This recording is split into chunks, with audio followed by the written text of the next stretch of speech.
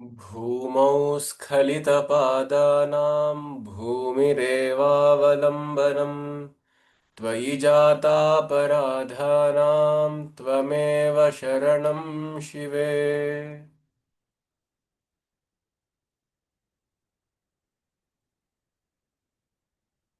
क्वणत्काञ्चीदामाकरिकलभकुम्भस्तननता परीक्षीणा मध्ये परिणतशरच्चन्द्रवदना धनुर्बाणान् पाशं सृणिमपि दधाना करतलैः पुरस्तादास्तां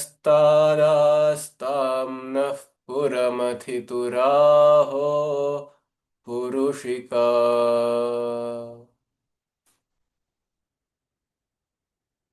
नमस्कार सर्वेभ्यः।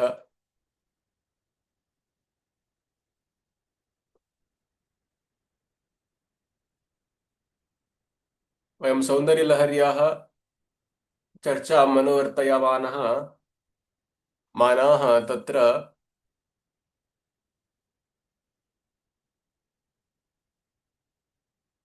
नवविंश श्लोकपर्यन्तम् अर्थान् सान्वयं सतात्पर्यं च अपश्याम खलु। अधुना 30 श्लोकात् वयं अर्थान् सतात्पर्यं सान्वयं च द्रक्ष्यामः।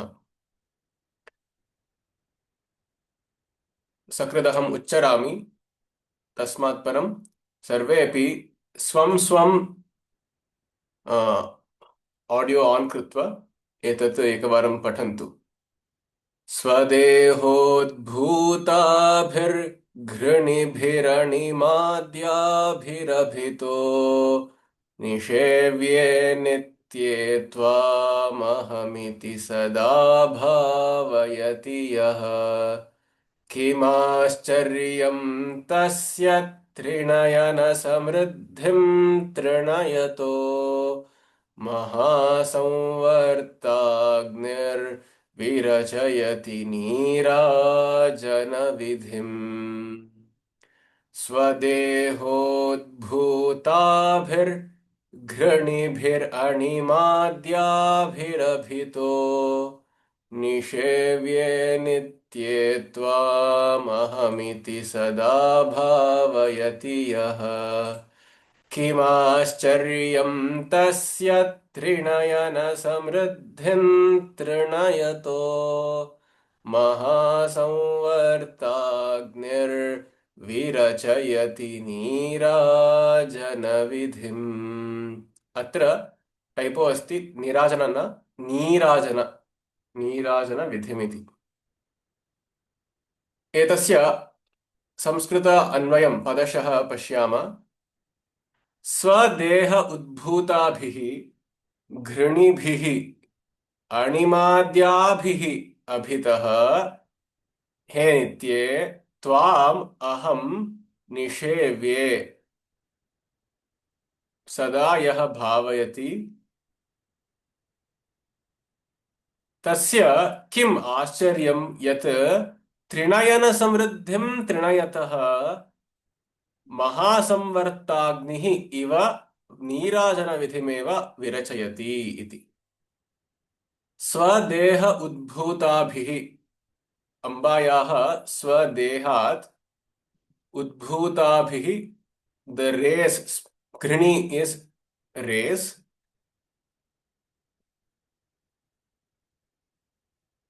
तस्याः देहात् स्वदेहात् उद्भूता संभूताभिः घृणिभिः, the rays springing out of Lalita's body. Who are they? They have become animadyabhihi. Anima, garima, laghima इत्यादि सिद्धयः एव तस्याः सेवक्यः सन्ति, सेविकाः सन्ति। अणिमा गरिमा लघिमा प्राप्तिः प्राकाम्यम् ईशित्वं वशित्वम् इति अष्ट सिद्धयः कन्या इव पूजयन्ति ललिताम्बाम्। ताः etam ambam abhitaha. They are completely surrounding Lalitamba. Abhitaha. He nishevye nitye. He nitye. O you who are the eternal one. Trikala badha rahita.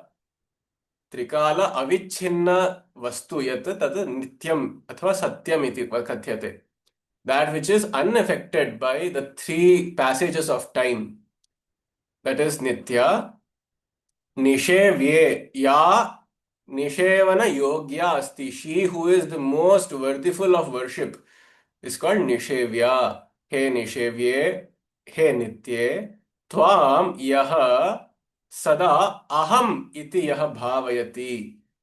Just imagine that there is the sadhaka or the yogini who is actually meditating upon you as herself or himself. That is, as the aham sphuranam itself.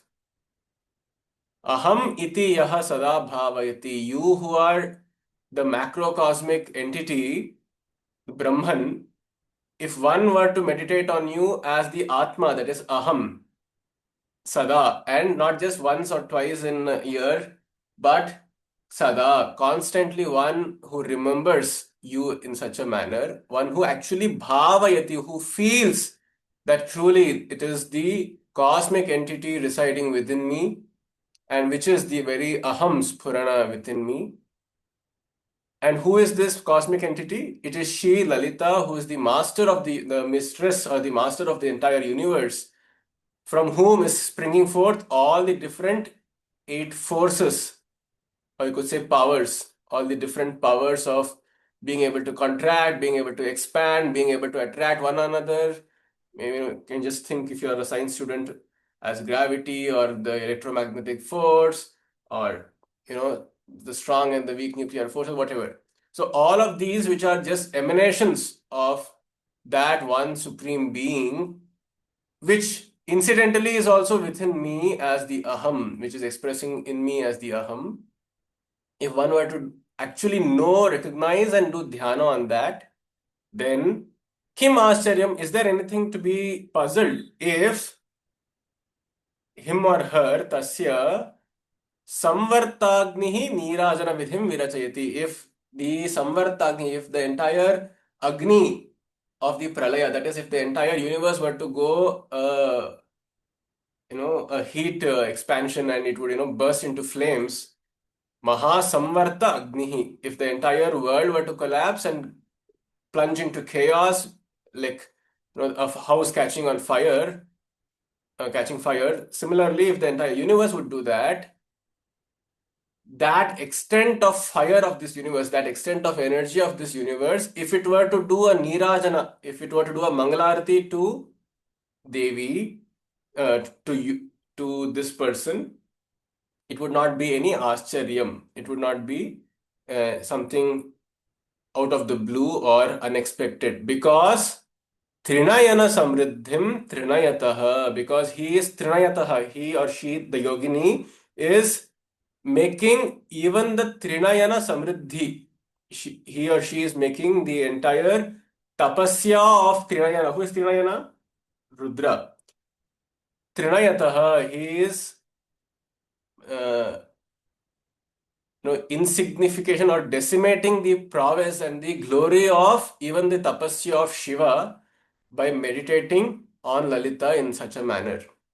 Therefore, the entire pralaya itself, if it were to behave like a Mangalarati, it would definitely be doing the Mangalarati to this very person. Meaning that there are two or three meanings to this.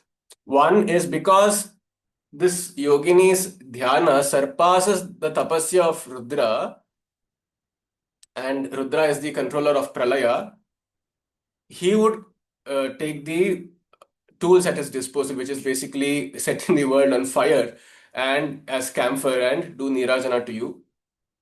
The second meaning is such a yogi or yogini is completely unaffected by the dissolution or collapse of the entire universe too.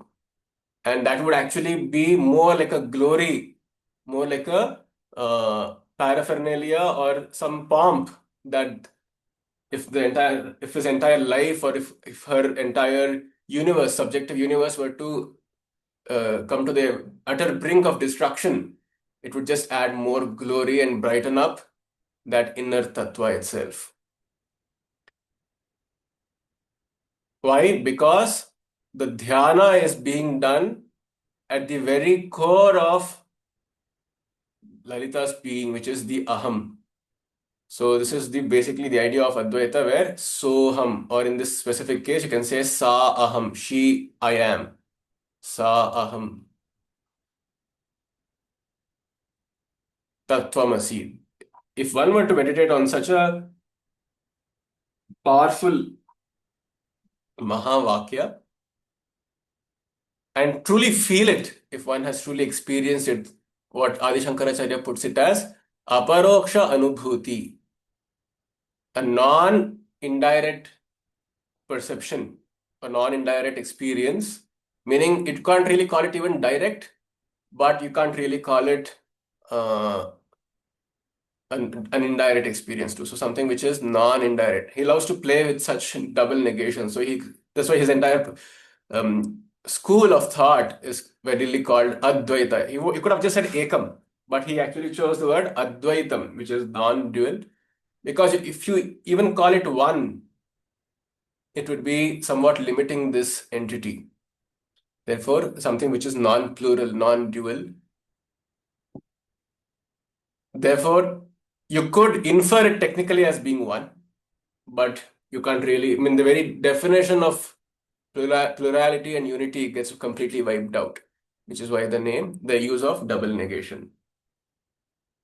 Similarly, here, it is uh, the dhyana which is being done on the Mahavakya by truly feeling the essence of aham, of aham, which is Lalita's expression,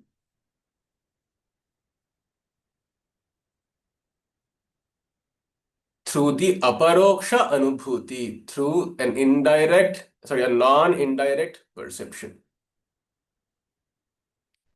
Ultimately, this entire shloka goes on to say how Advaitic dhyana is the greatest of all, therefore even surpassing the tapasya of Rudra himself. स्वदेहोद्भूताभिर्घृणिभिरनिमाद्याभिरभितो निषेव्ये नित्ये त्वाम् अहमिति सदा भावयति यः किमाश्चर्यं तस्य त्रिनयनसमृद्धिं तृणयतो महासंवर्ताग्निर्विरचयति नीराजनविधिम्.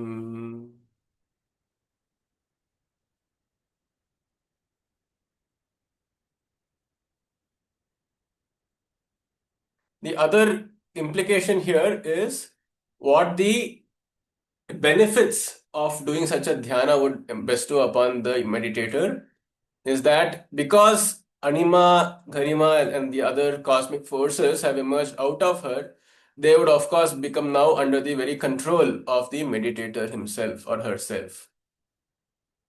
And what is the reason that this fellow would do dhyana on the Devi? Because she is Nitya, because she is the only unchanging eternal truth, and she is Nishevya. She is the one most worthy of being sought. So ultimately, when we realize that all that we are seeking, even through tamasic, rajasic, or sattvic means, is all the same ananda, is all the same fulfillment. That very fulfillment itself is the expression of the desire for the vast, the supreme. So she is that Nishevya. The only change that the meditator does is when he or she realizes that actually, even automatically, even my very code of this living organism itself, it has been written, it has been commanded to always seek her. If that is the case, what am I doing trying to seek it through some artificial means? So let me take the royal, national highway and reach her directly through a bhavana, through a meditation on the aham. And the other expression here, trinayataha, is very significant because the very literal meaning of this is to turn something into grass or to turn something into as insignificant as a blade of grass is. You just trample all upon it. Everybody does that. Nobody cares about the grass. So his or her dhyana would be so big that such a dhyana would trample all upon Shiva's greatest tapasya too. All right, let's. Is there any question?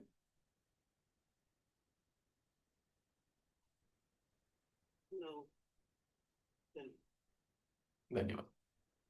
चतुष्षष्ट्या तन्त्रैः सकलमतिसन्धाय भुवनम् स्थितस्तत्तत्सिद्धिप्रसवपरतन्त्रैः पशुपतिः पुनस्त्वन्निर्बन्धादखिलपुरुषार्थैकघटना स्वतन्त्रन्ते तन्त्रं क्षितितलमवातीतरदिदम् चतुष्षष्ट्या तन्त्रैः सकलमतिसन्धाय भुवनम् स्थितस्तत्तत्सिद्धिप्रसवपरतन्त्रैः पशुपतिः पुनस्त्वन्निर्बन्धादखिलपुरुषार्थैकघटना स्वतन्त्रं ते तन्त्रं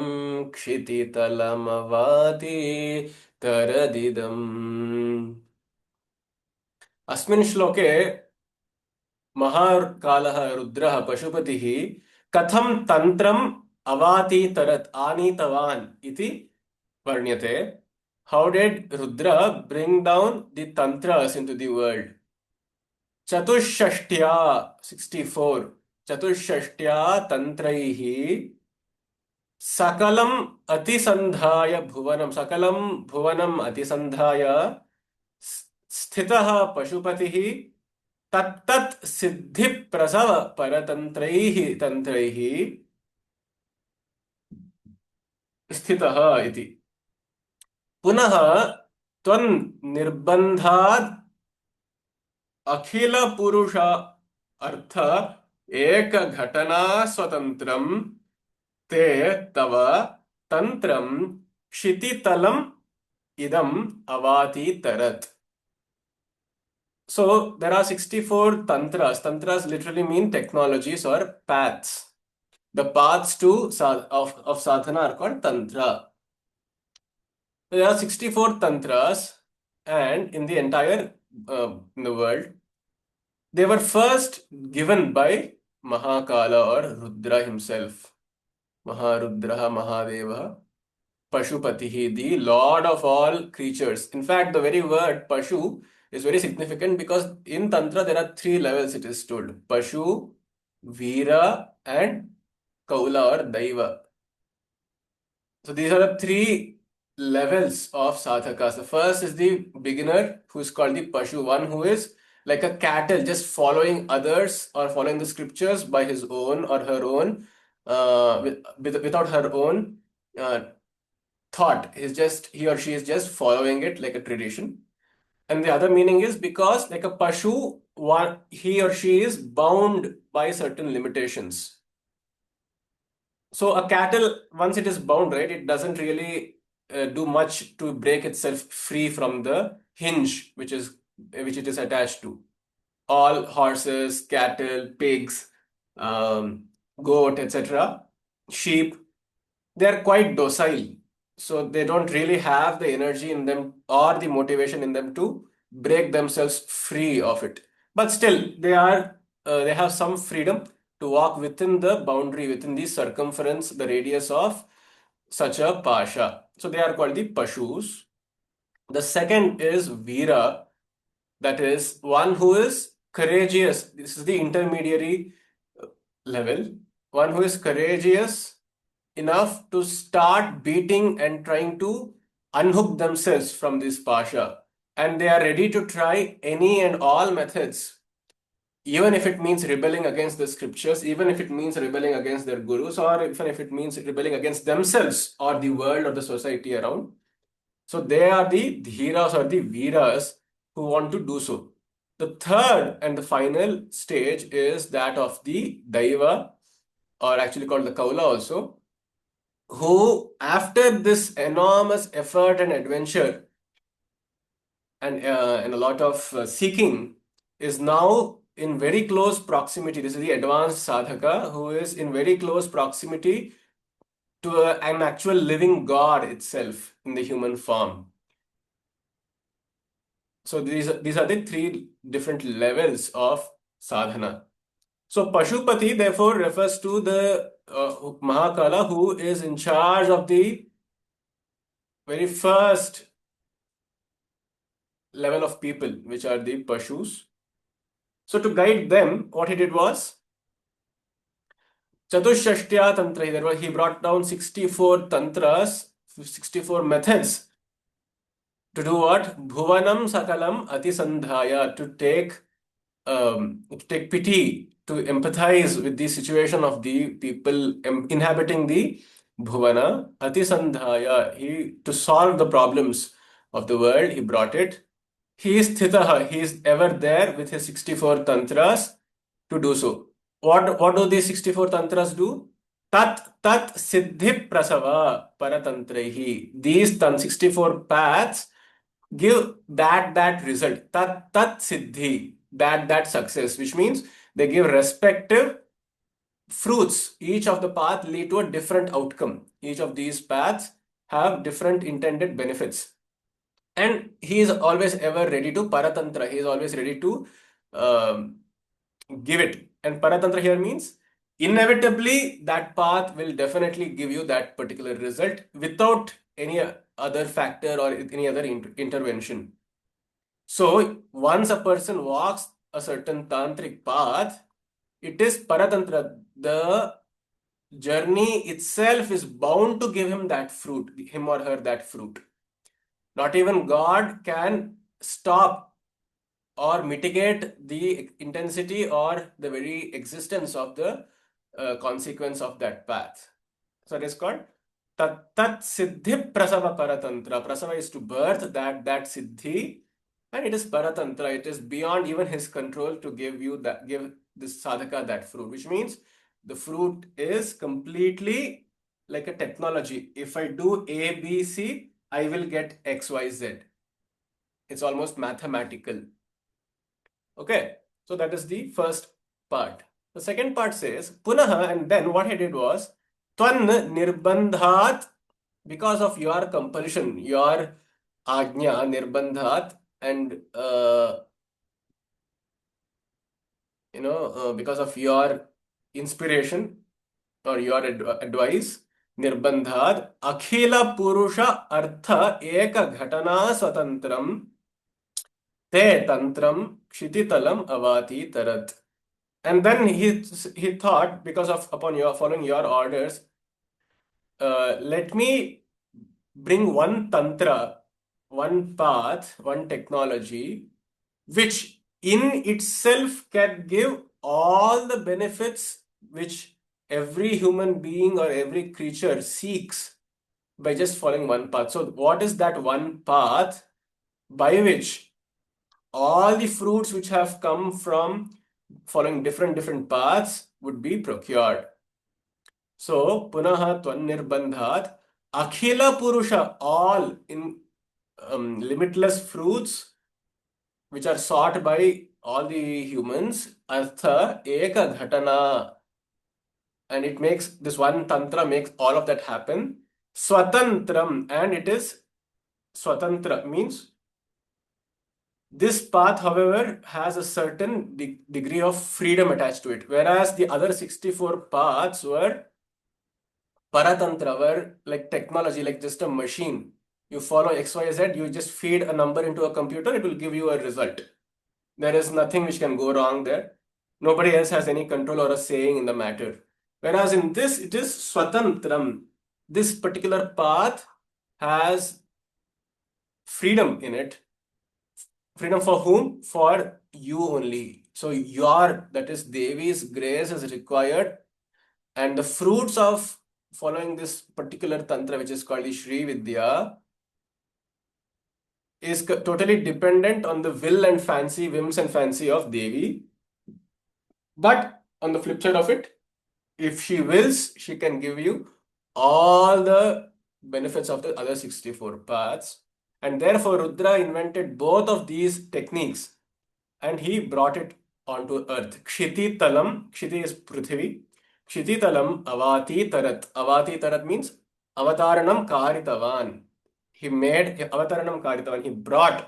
He descended, or he caused the descent of all these 64 plus 1 vidyas onto earth.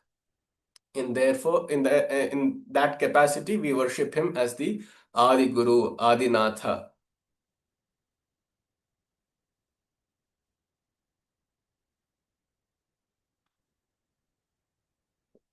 Avagatam kim?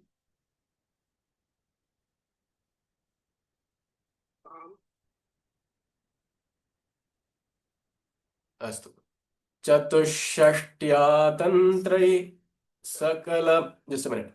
चतुष्षष्ट्या तन्त्रै सकलमतिसन्धाय भुवनम् स्थितस्तत्तत्सिद्धिप्रसवपरतन्त्रैः पशुपतिः पुनस्त्वन्निर्बन्धादखिलपुरुषार्थैकघटना स्वतन्त्रं ते तन्त्रम् क्षितितलमवातीतरदिदम् आमारे पृच्छतु Yeah, I was just thinking perhaps this, in my mind, it signifies that in your life, don't be like a Pashu. Initially, you would be like a Pashu, just as a child, you're bound by your parental rules and teachers' rules and sort of things, and you get disciplined and yourself sort of follow the instructions. And then as you start maturing a little bit, then you can actually start thinking out of the box. And you are ready to rebel because you have gained enough knowledge and enough spirituality or whatever it could be. And once you have gained the knowledge, you become the Veera. And if you're capable of more and more intelligence and knowledge and everything, then you can go beyond, then you can become the Daiva. Would that be right? Perfect. Yes. You really summarized it well. The Pashu, Veera, and Daiva. Exactly. So we were all not born Daivas because we have got to acquire certain knowledge. You'll be heard it like when you go on a school picnic, the students follow the teachers. Oh, fall in line, you walk in line, and you be together. You follow their instructions. And then there's one little child suddenly just goes out of his line and sort of explodes a little bit and comes back and joins the crowd. Exactly. Correct. And then one day after the rebelling, and he or she figures out the meaning of why perhaps that rule was invented, or he breaks free or she breaks free of the rule, and maybe someday she goes on to become the teacher, so who is in that case the Daiva. Yeah. Correct. Dhanyavad. Dhanyavad. Anybody else would like to pitch in? Please feel free to comment, give your rebuttals if you feel any disagreement is there.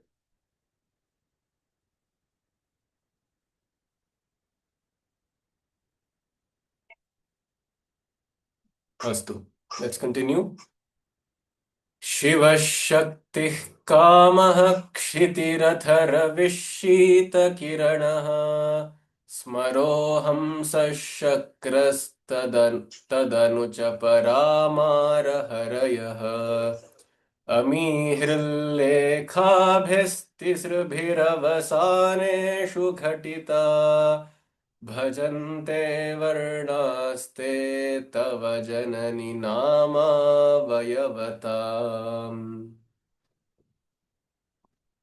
te tava varnaah bhajante. Tava janani, hey mother. Nama avayavatam varnaah bhajante. So your nama, your entire name, is split into many parts. Avayava means parts.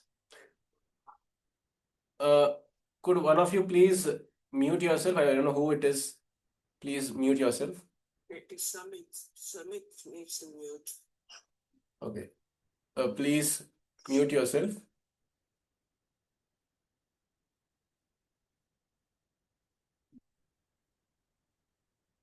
Samit, could you please mute yourself? Okay. Thank you. Shiva Shak. So now the Nama of Devi is split into many parts. And they are the Varnas. So see, my name is Sudarshan. So there are many parts to that name. Right? Many letters which comprise the name. Similarly, Devi also has many letters which form the part of her name. And what are those parts?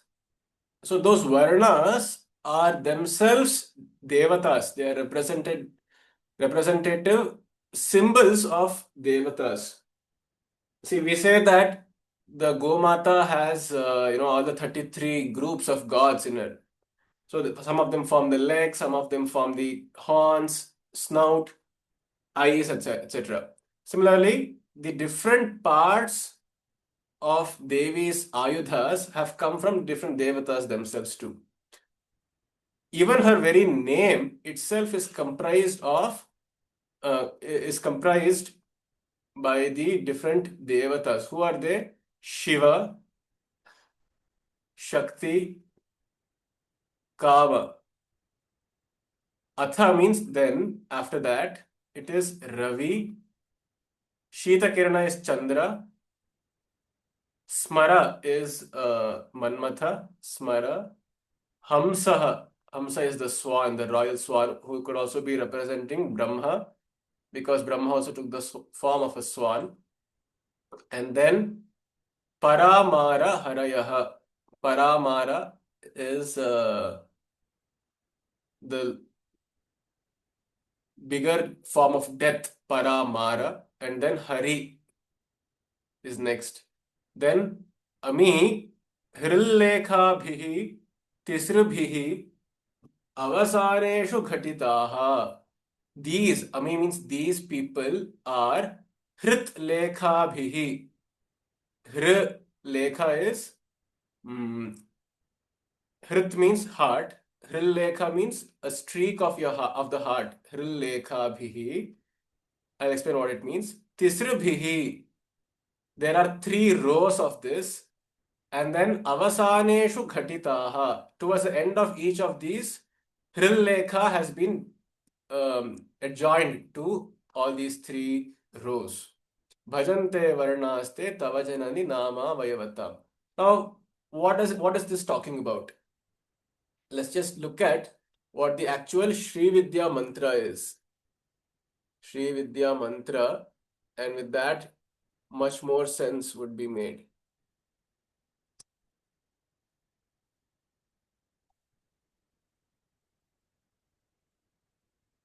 So there are 3 kutas, Vagbhava Kuta, Shakti Kuta, and so on. So let's just look at these. Let's take this up.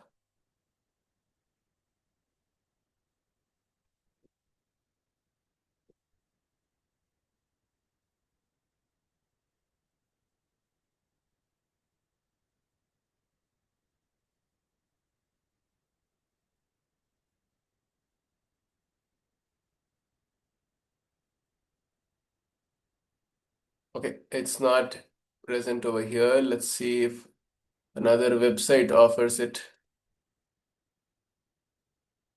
I just want to show it with the actual swaras, what these different names mean. Okay, we can just rely on this over here. This is called the Panchadashakshari mantra, where 3 lines, what are they? First is Ka, me write it here. Ka, A, E, La. So the first row, which is then followed by Reem. And then Ha, Sa, Ka, Ha, La. And again Reem. Finally, Sa, Ka, La. And then again a Reem. So these are the letters which form the Nama, so to speak, the very name of Devi, which is basically the Panchadashakshari mantra. Let's just count the syllables. 1, 2, 3, 4, 5. 1, 2, 3, 4, 5. 1, 2, 3, 4, 5. So these are the 15 aksharas. Therefore, it's called the Panchadashakshari. Panchadasha is 15. Akshari is the akshara. Panchadashakshari mantra. And how is that related to the shloka? Let's just look at the shloka back again. These are code words for what each of the letters depict and denote. Ka represents Shiva. Shakti is A. Kama is E. Kshiti is Lam, which is La. Atha means next. What is the next line after Ka, A, E, La? It is Ha, Ravi, which is Hum. Therefore, Ha. Then Shita Kirana is Chandra, which is Sa, because he is called Soma. And then Smara is again Kama, which is Ka. Hamsa is Ha. Shakra is also La. Lam Indraya Purva Digbhage, and so on, the Mahanyasa says. So La is also again Indra. Tad anu means next. Cha, and also in the next we have Para Mara Harayaha. Para is the ultimate, which is Sa. Mara is again Kamadeva, who is Ka. If you remember, even in the Buddhist scriptures, Buddha was finally tempted by a person called Mara, Devata called Mara, who is Kama itself. The very fundamental desire, the seed of desire is Ka. And then we have Hari. Hari is also La. So these are the different letters and their respective devatas associated with the Panchadashakshari mantra. Ami, these are avasaneshu ghatitaha. In the end of these devatas, there is the Hril Lekha. What is this Hril Lekha? Actually, Hrim itself is called the Hrit Lekha because it is worn, so to speak, on the heart as a penchant, as a pendant on Devi. It's called Hrim. It's also called the Stri Pranavam, equivalent to being Om itself of the Vedas. In the Tantras, it is Hrim. Hril Lekha. Hr, La, Lekha is Im. So that Bijakshara which has the H and the R in it is called Hrim, Hril Lekha.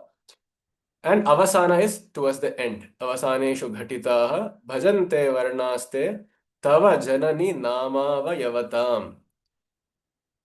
Let's look at this very description in the Lalita Sahasranama. Let's just try to do a cross reference and a what is that called? A literature review.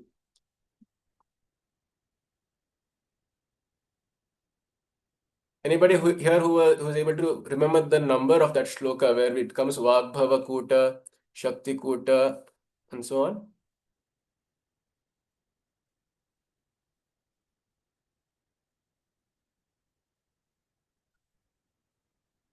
on? See here. Our Srimad Vagbhava Kutaika Swarupa Mukha Pankaja Kanthadah Katiparyanta Madhyakuta Swarupini Shakti Kutaika Tapanna Katyadho Bhagadharini Mula Mantratmika Mula Kutatraya Kalevara Kulamritaika Rasika Kula Sanketa Palini. Now, Devi, in the form of Kula, that is of the inner microcosmic energy, that is the energy which is animating this very body and mind. It's called Kula. Amrita Eka Rasika, and that Kula has only one goal. It enjoys only one thing, which is Amrita. It loves immortality. It wants to go beyond all shackles and the mortal nature of both the mind and then changing nature of the mortal nature of the body and the changing nature of the mind. So Kulamrita Eka Rasika Kula Sanketa Palini, and she follows the Sanketa, the path of the Kaula Marga. What is that? That is being called by the mantra. She is invoked by the mantra, which is called the Mula mantra, which is the Sri Vidya mantra, which is broken into three parts, Kaleva, into three segments. What are they? Mulakuta There are three groups to this name. The first is the Srimad Vagbhava Kuta. The first is called the Vagbhava Kuta because it originates from the pit of the throat, or the very core of all expression and thought. That is the true meaning of Vagbhava. Because Vak in Sanskritam is not just expressed speech, but also thoughts. It's also rational. It's also logical thinking. Which is why when they say Mano Vacham Agochara, their Vak does not refer to mere mortal sounds, the human sounds or language. It actually refers to all things and methods of thinking itself. Vak, Manaha, and senses. So that which is beyond the senses and the intellect is referred to as the Mano Vacha Magochara. Anyway, coming back here, so Vagbhava is that, and that forms the Mukha, it forms the face of the mother, and then from the neck till the waist is formed by the second row of mantras, which is called the Madhya Kuta. And then the third Kuta is Shakti Kuta, which is from her waist down till her feet. Shakti Kuta. So let's just go back here to the mantra. See the first row, Ka, E, I, La, that is the Vagbhava. Ha, Sa, Kahala is Madhya Kuta, and Sa, Kala is the Shakti Kuta. They are not just from the Nama of the Devi, but also the very Rupa, the very Sharira. Kalebara means Sharira. The very sonic form of the Devi is through the Sri Vidya mantra. And what is the significance of those mantras, of those very letters? See, if you just read these letters, this just seem like an array of disjoint, random consonants and variables. Sorry, not variables. It's, my God, the mathematics teacher in me has awakened. So it's consonants and vowels. But what they actually mean are these devatas. Shiva, Shakti, Kamaha, Kshitirata Ravi, Shita Kiranaha, Smaro Hamsaha Shakraha, Tat Anu Chapara Mara Harayaha. And then all of these are associated with the Pranava. While the beauty is the Pranava in the Veda mantras come at the beginning. So every mantra first has to start with Om. But here in the Tantra, it is the reverse. That is, every mantra has to end with the Hrim. Hrillekhabhihi tisrubhihi. Tisru means three times. Avasaneshu ghatitaha. Therefore, with this shloka, our beloved Adi Shankaracharya has opened the Sri Vidya, which was earlier supposed to be a very secret, very esoteric practice, to the entire masses, and given us what the devatas, the adhishthana devatas also mean.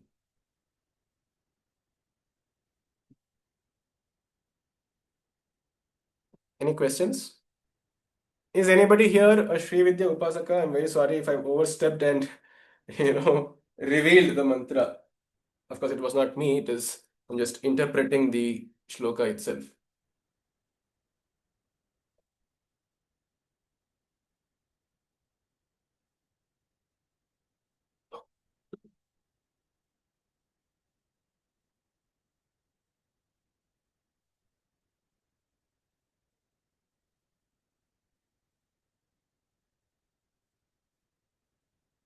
All right.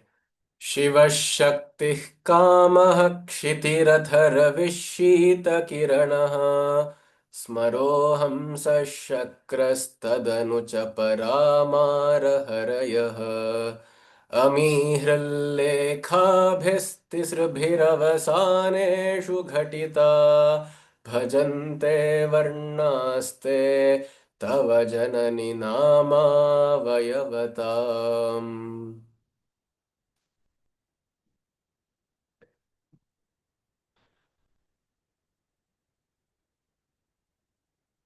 By the way, the deeper meaning, there's of course also a deeper meaning as to why a particular letter is associated with this very particular devata. For example, why is Ka Shiva? Because we say Ka is the very beginning of all consonant, right? So the very first row, Ka, Kha, Ga, Gha, Nga, it starts with Ka. Therefore, it is Shiva. And then the second mantra is A, which is the root of the Stri Tattva. That's why when you do the Chaturthi Vibhakti form of the day of any Strilinga, it always ends with I because it's the magnified form of A. Lakshmyai Namaha, Saraswatyai Namaha, Ramayai Namaha, Nadyai Namaha, and so on. So that A or I comes from Shakti. Now, these are very uh, surface meaning, superficial meanings or correlations I'm trying to make because I myself have not been initiated, disclaimer, into the Sri Vidya. So I'm just trying to associate some commonalities between the Deva and the Akshara. What could possibly have been the reason? Of course, any Sri Vidya Upasakas here are most welcome to share it if you know it exactly. Kama is again is La because the very first chakra, the Mooladhara, which is taken care by Kama, the very fundamental carnal desires, also starts with La, Lam. In fact, both Ka and La themselves are said to be Bijaksharas of Kama, which is why they have two derivations. One, when you say clean, which is also incidentally the Bijakshara of both Kali as well as of Krishna. They are brothers and sisters, you could call them twins. And it is also the same Bijakshara from which the very similar cousin cream also comes. It's not ice cream, but it's cream of the tantras because la and ra are interchangeable. Perhaps this is where the Japanese would have borrowed their rule, where they often confuse la with ra. They say rau for love and love for and lo for ro.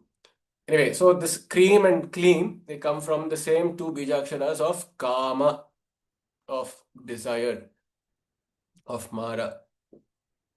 And then kshitihi is also la. Then we have ha, sa, ka, ha, la.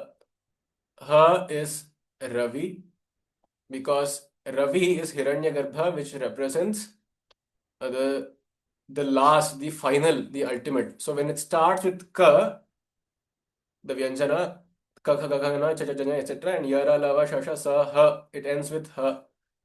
This Ha is, though it has the same origination place, Utpatti Sthana as Ka, because you say uh, both of them come from the Kantha, place of origin of both these letters are from the Kantha. These are called Kanthya Varnas.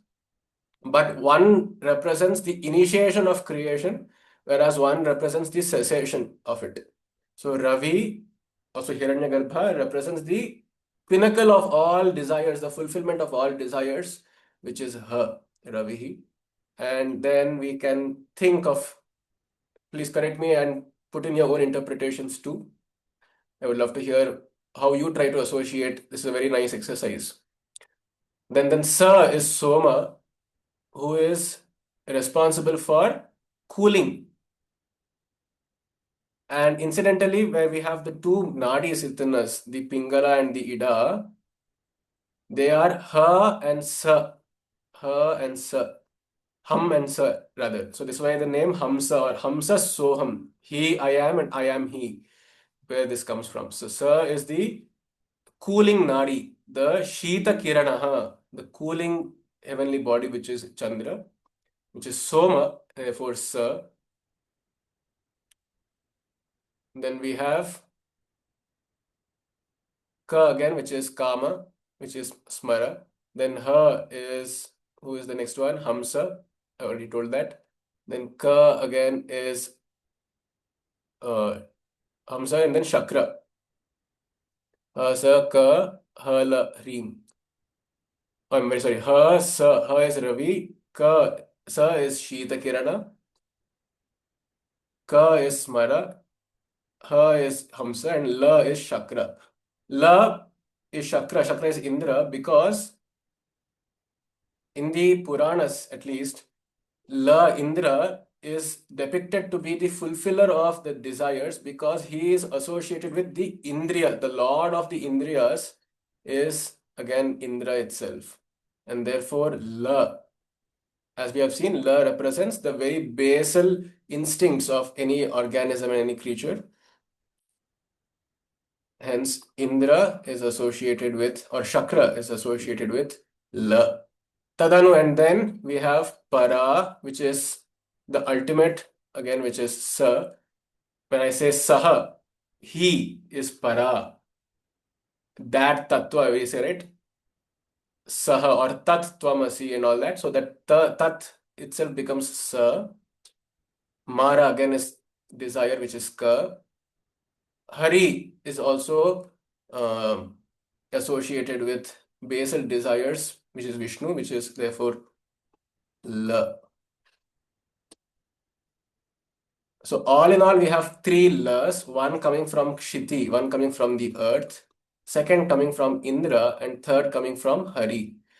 If you look at this again, there is much more significance to this. Kshiti represents all basal desires of survival.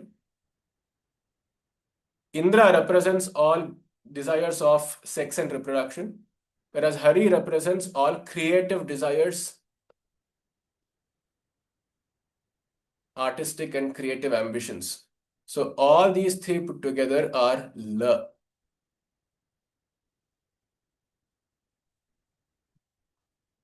Sa has two meanings, one coming from Chandra, the coolant, which is the Ida. The second one is Para, that which is the ultimate, Sa, he.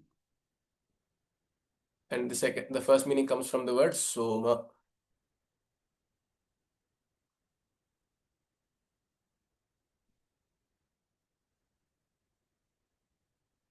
And Ha comes from Ravi, who is the creator, the Hiranyagarbha,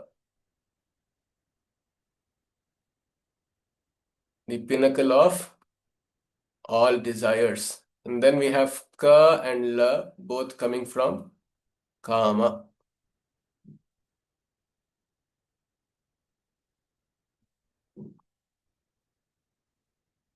Now, this is the time for any of your interpretations. You can make any association and tell me,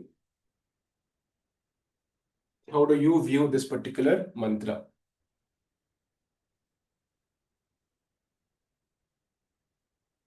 No idea. This is first time I'm just listening to this mantra. Okay.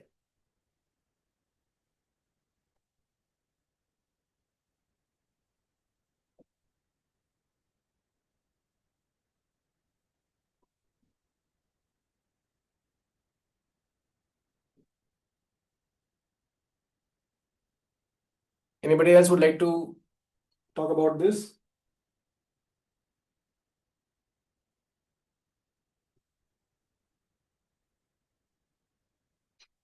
Okay, this is quite enigmatic, I understand, and I myself find it a little hard to associate and actually be able to recall these devatas as we do the nama of Sri Mantra. It's quite hard. Anyway, for the sake of completion, I had to explain this a little.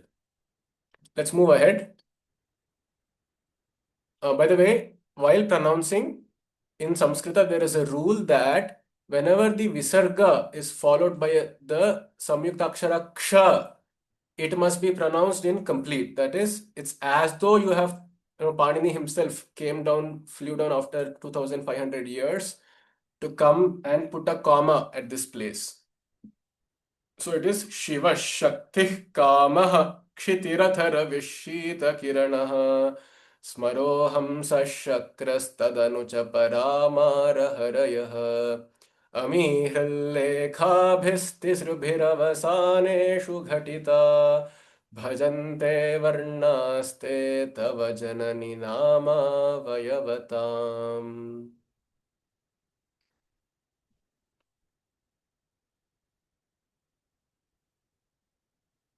By the way, here when they say the nama, they also mean rupa because in Tantra, nama and rupa are interchangeable. The form is coming from the sound.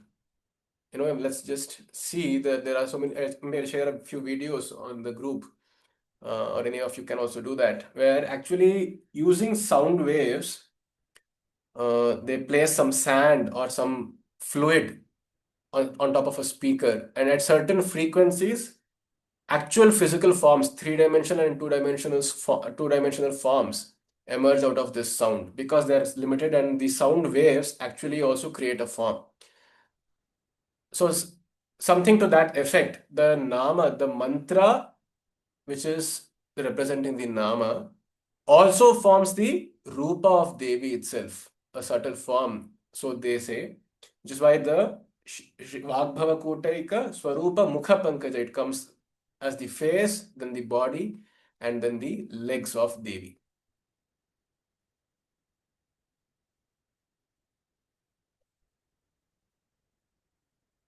Okay, let's continue. स्मरं योनिं लक्ष्मीं त्रितयमिदमादौ तव मनोः निधायैके नित्ये निरवधि महाभोगरसिकाः भजन्ति त्वां चिन्तामणिगुणनिबद्धाक्षवलयाः शिवाग्नौ जुह्वन्तः सुरभिघृतधाराहुतिशतैः स्मरं योनिं लक्ष्मीं त्रितयमिदमादौ तव मनोः निधायैके नित्ये निरवधि महाभोगरसिकाः भजन्ति त्वां चिन्तामणिगुणनिबद्धाक्षवलयाः शिवाग्नौ जुह्वन्तः सुरभिघृतधाराहुतिशतैः. So smaram yonim lakshmim tritayam idam adau tava manoh nidhaya eke nitye he nitye niravadhi महाभोग रसिकाः त्वां भजन्ति चिंतामणि गुण निबद्धा अक्षवलयाः शिवाग्नौ जुह्वन्तः सुरभिघृत धारा ahuti shataihi. So what they are saying here is that to your original 15 akshara mantra, Panchadasha akshari mantra, they add these three tritayam, they add these three syllables at the beginning. Manoho here means mantra. Manoho adau, in the beginning of your mantra, nidhaya, they place these tritayam, these three devatas at the beginning. What are these? Smara again is aim, which because it represents desire. Yonim is Hreem, which is the origination of your bija, which is why it's called the yoni, the cause of Stri Tattva, it is Hreem, which is also, by the way, the mantra used to depict her actual physical yoni, her actual physical genitals, which is Hreem. And then there is also the Lakshmi, which is Shri. We say Shri Sukta, right? So that is Shri. Shri means Sampat or any wealth, any talent, any value. That is Shri. So Aim, Hreem, Shri are placed at the beginning of your mantra, He Nitye, O Eternal One. For what? Because they are Rasika, they're actually very greedy for what? Not just small pleasures. These sannyasis, these yoginis are actually very greedy. Why? Because they are not satisfied with the little pleasures of the world, but they want Mahabhoga, they want a big chunk of Ananda. And they want it not just for a few moments, but for niravadhi. They want it incessantly. They want it forever. Without avadhi means a stop, without a hiatus, without any break. Seamless, ceaseless ananda is what they are looking for. And because they are so greedy, they turn to you, O mother, because you alone can fulfill such a an unconditional, beyond the world desire. Chintamani guna nibaddha akshavalaya. And how are they doing this? After putting these three syllables at the beginning of your mantra, they start chanting it. How? So whenever you do a japa, what do? You have a rosary bead with you and you start turning it, correct? You start counting on your rosary beads. That is the aksha valaya. Valaya means a round. Aksha is the actual beads. So the beads that they are counting are actually the Chintamani itself. It's as though they are counting each thought of their in their mind. That's the true meaning.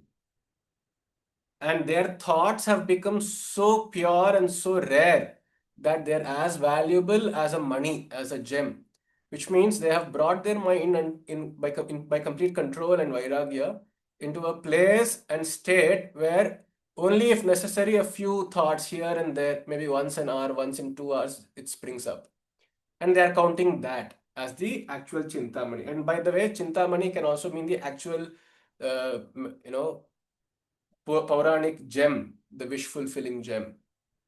So it's also another pun to mean such thoughts which come up so rarely in the minds of these dhyatras, these meditators, are capable of, because they are so potent and they are so valuable, they are capable enough of fulfilling, of being fulfilled. They are called the sankalpas. So Chintamani, and what is the thread which connects all these gems together, which is stringing all these gems and beads together? It is the guna itself. Guna, again in Samskrita, means a thread, but it also, of course, means the three gunas, the sattva, rajas, and the tamas. So these very rare thoughts which surface up and spring up in these minds are connected by cyclical phases of sattva, rajas, and tamas. So they are completely udasina, they are indifferent to the cycles of rajas, tamas, and sattva coming up and going down in their minds. The forces which impel us to engage in stupor, which is tamas, the force which impels us to perform activity is rajas, and the force which impels us to remain calm and steadfast and still be aware is the sattva.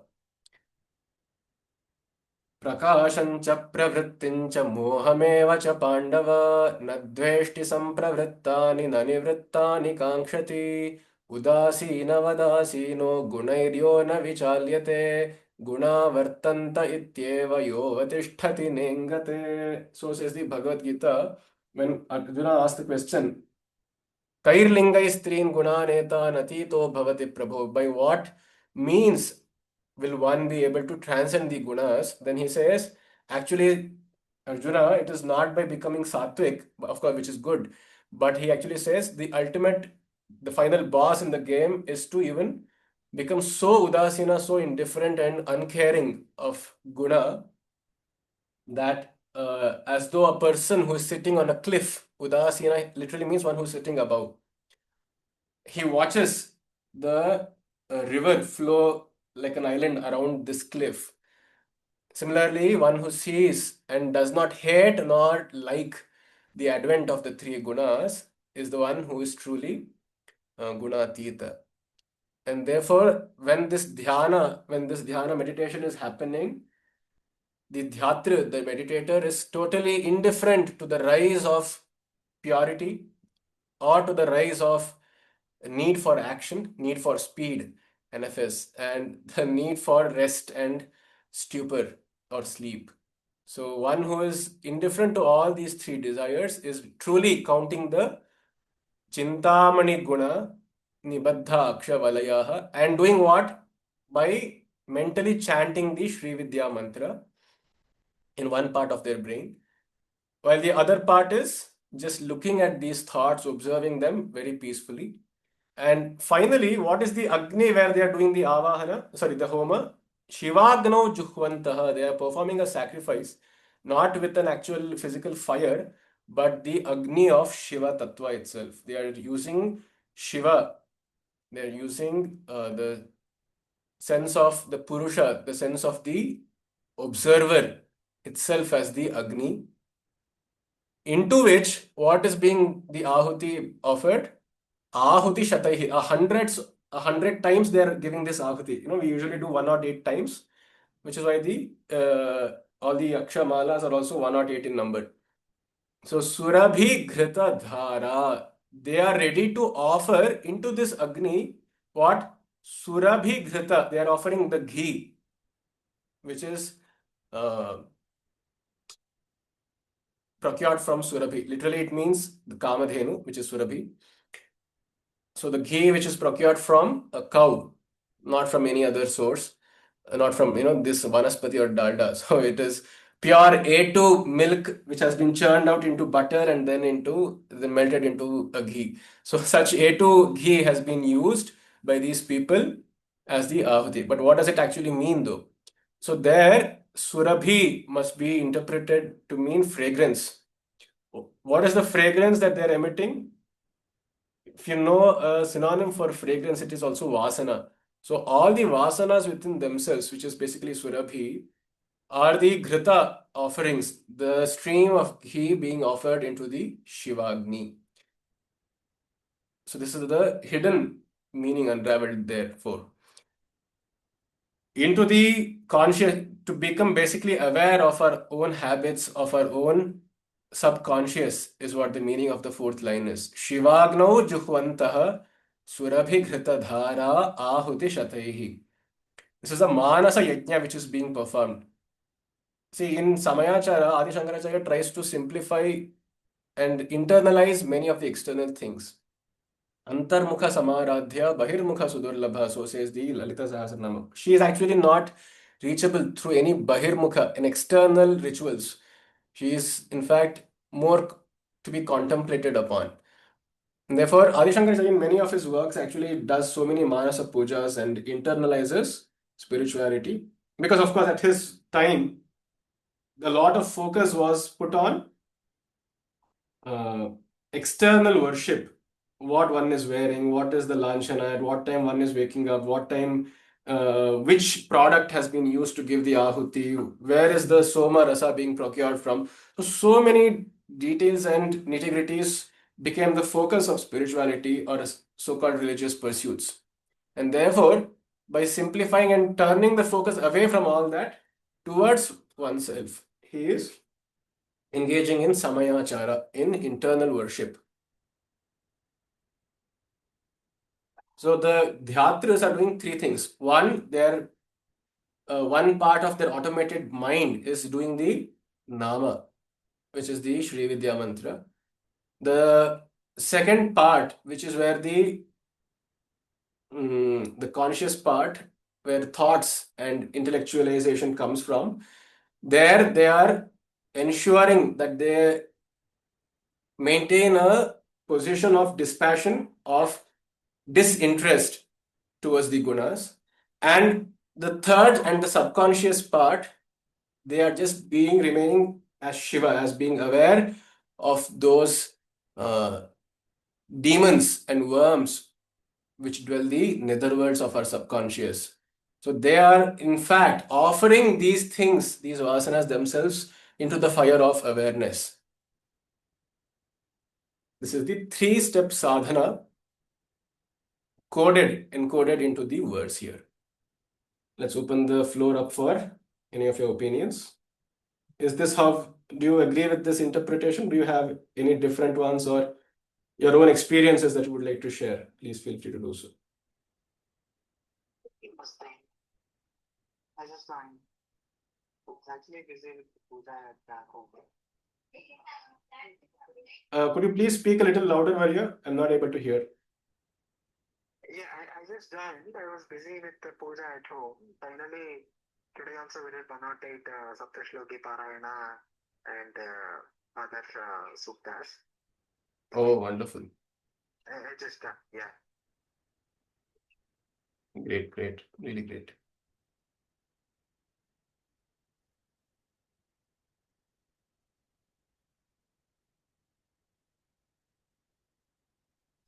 Anybody else? I would like to. I would like to watch the message part. Like, when will the YouTube video come? So the earlier videos have already been uploaded, Varia, on the Samskrita Nandini channel. So you can use that. This one, this video, today's recording. Today's I will either upload it today, tonight, or maybe by end of tomorrow. I'll try to do it ASAP. That's,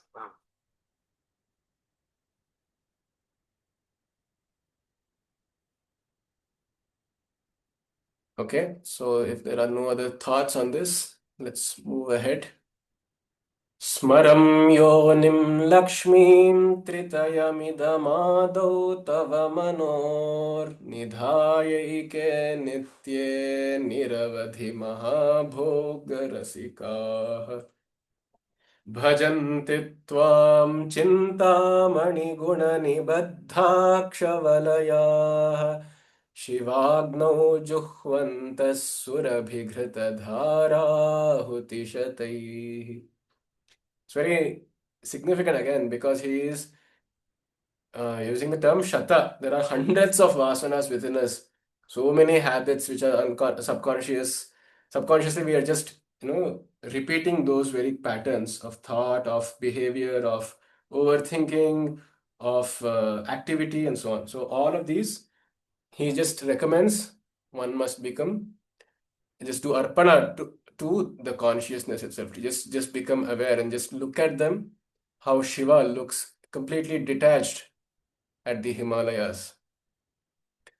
Shariram tvam shambho shashimihiravakshorruhayugam tavatmanam manye bhagavati navatmanamanagham अतः शेषशेषीत्ययमुभयसाधारणतया स्थितः सम्बन्धो वां समरसपरानन्दपरयोः शरीरं त्वं शम्भो शशिमिहिरवक्षोरुहयुगम् तवात्मानं मन्ये भगवति नवात्मानमनघम् अतः शेषशेषीत्ययमुभयसाधारणतया स्थितः सम्बन्धो वां समरसपरानन्दपरयोः. So over here he is describing the form of Ardhanarishwara and saying, what is the sambandha between the two of you? Vam means yuvayoho madhye. What is the sambandha? The sambandha is that of samarasa parananda para. There is samarasa. There is the rasa, the juice of being in samatha, of being equanimous. The other meaning is both of your emotions are in sync, samarasa.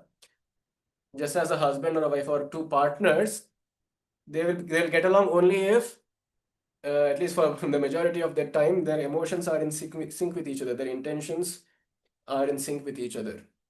So samarasa, that is the other meaning, and para ananda parayoho, and both of them are engaged. Para in what? In parananda. They are the only thing that both of them seek, and they're engaged in frolicking is that of parananda, of the supreme sense of fulfillment of ananta ananda. This is the description of the two people, that they have the same emotions and they are the same intention is with both of them, which is to seek and be in parananda. Now let's see the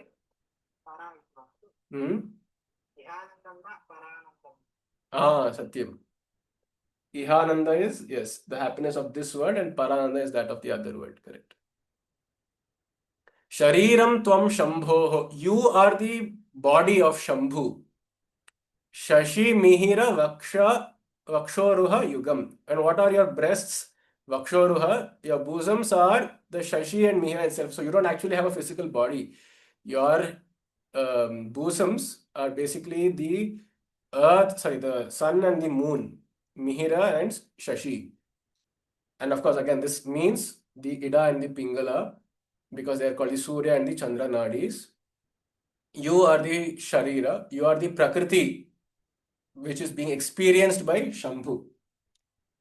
क्षेत्रज्ञं चापि मां विद्धि सर्वक्षेत्रेषु भारत क्षेत्रक्षेत्रज्ञयोर्ज्ञानं यत्तज्ज्ञानं मतं मम. He says, Krishna, that the kshetra, the field of the observation is the Prakriti, whereas the observer is the Purusha. Similarly, Shambhu is the Purusha, and that field or that body and mind and stuff outside which is being experienced is the Sharira, the Prakriti, which of course you could say because Prakriti also represents the cosmos, the moon and the sun themselves could also be her very parts of her body. And then Tava Atmanam Manye, He Bhagavati, Nava Atmanam Anagham. Anagham Nava Atmanam, Tava Atmanam Manye. So what is your true essence? Tava Atmanam, I think of your Atma, your very essence, the very core of your being, as Nava Atmanam. It is just a new Atma itself. Now, here, what does it mean? Anagha is that which is Agharahitam, which is taintless, which is without suffering. So, your Atma, the essence of your being, is actually that of the Atma itself, but which has transformed or modified or metamorphosized as the world. That is, you are in essence, you are Atma itself. But it's just an addition. Some makeup has been put to the Atma, and so therefore you're appearing as the object around us. Ataha shesh. Just a minute. Let me just complete. Ataha sheshah sheshi iti ayam ubhaya sadharanataya. So there is the Shesha and the Sheshi. Now, this is technical terms coming from philosophy. Shesha means that which is remaining or a part, and Sheshi is the one who controls the part. Same like Kshetrajna and Kshetra. So who is the Sheshi here? It is Shambhu. And who is the Shesha? What is the organ that he is looking or who he is watching? It is the Prakriti. But because the Prakriti is in itself, is in essence Atma itself, just with some extra makeup. Ubhaya sadharanataya, both of you are the same, even in that manner. Ayam ubhaya sadharanataya. There is a commonality, sadharanata, between even the Shesha and the Sheshi. Therefore, you can't really say that these are two separate things. And this is the sambandha which exists between the two. This is the relationship between the wife and the husband of Parvati and Shiva, who have the same emotions and who are in equanimity. And because of that equanimity, they are in para ananda. They are in utter bliss. Yes, somebody had an opinion. Yes. Nava is temple, Nava what is it? What is? New. You said Nava, right? Dua. N-E-W, new. Nava Atmanam. Nava is nu iti navana is to modify, is to change the form. That is the very root from which this word comes. Nu means to modify. That's why we say something which is modified as something new. iPad 17 Pro. Well, how is it different from the 16? I don't know, but it's something new. Why is it something new? Because some of the old features have been modified. So it has become the Nava. What is Nava here? The same Shambhu, who is the Atma, has been in some way modified, done some makeup. And that you could think of it from an Advaita perspective as the Maya. So some Maya has been attached to the same Atma to make it look like the world. So that is the new thing, the newness. Atma is actually object. Mm. So it appears to be different. Is that the way that it is being used here? Is it Anatma? it's said to be, I didn't follow that. It is only appears to be changed, appears to modify, but Yes, actually it is abhyaya. correct. Yes, exactly. That's what he's saying. Tava atmanam manye. I think that your true essence is actually the Atma itself, but only modified. But you're saying that modification is also just only apparent, is what you're saying? Yeah, yeah, yeah. That's what it feels like. Because Atma is always said to be abhyaya, right? Okay, correct. Perhaps, maybe, but yeah, how that meaning is born from this particular line, I'm not really sure. Tava Atmanam. Maybe here when he says Atma, he is not talking about the Atma in the way we normally use it. Rather, it's just different. You are still, in that way, we can make more sense of it. Tava Atmanam Manye Bhagavati Navatmanam Anagham. Maybe, yeah, I'm not going to deny that it could be one of the meanings. But if we truly were to even say that the appearance is only apparent, who is it apparent to? I mean, to say it is apparent, it means there is another entity who is misperceiving it, right? Or there is some ajnana, some bhranti which is causing this illusion. So he is the one who is perceiving. Hmm. Can you say that? And that's why he says manye. It is, yes, that is exactly that. I think that it is like this. Yeah. Tavatmanam manye. It appears to me, or I feel that it's as though it is modified. Yeah, correct. Manye navatmanam anagham. And one other interesting thing is it is told anagha, though it is a modified form of the Atma, it's still anagha. It is still pure in the sense none of its original qualities have been lost. Anagha. Papa, right? Agam Papa, right? Correct. But here there is no moral discussion of papa or punya, but here therefore the meaning agha can also mean just impurity. So one must choose to take that meaning rather, I think. Of course, papa punya is a very limited discussion in terms of human morality. So it makes no sense when he is talking about the prakriti and purusha to bring in some moral discussion. Correct. Right. That makes sense. Yeah. So here, maybe papa would mean the very faults, or fault in the sense some, uh, you know. So when I say a machine is faulty, you could say it's papi in that sense that it has a certain fault. But here, even the Nava Atma, even the modified Atma, is no different. It has preserved the same properties from which it emerged. So Anagha it is. And more so, the third line is putting it into perspective. It says, Ataha, therefore, because it is just a modified form, Shesha Sheshi iti Ubhaya Sadharanataya. There is the same commonality between both the Shesha and the Sheshi, that both of them are basically the Atma. And this is the Sambandha which exists between the two of you. So he is just bringing an Advaita. He is starting from the point of view that Prakriti is separate from Purusha. And then he is describing that Prakriti is really just, we look at it as a Navatma, but not really. It's just the same as the Atma. And that's how they both are the same. Correct. What he's trying to say. Yes.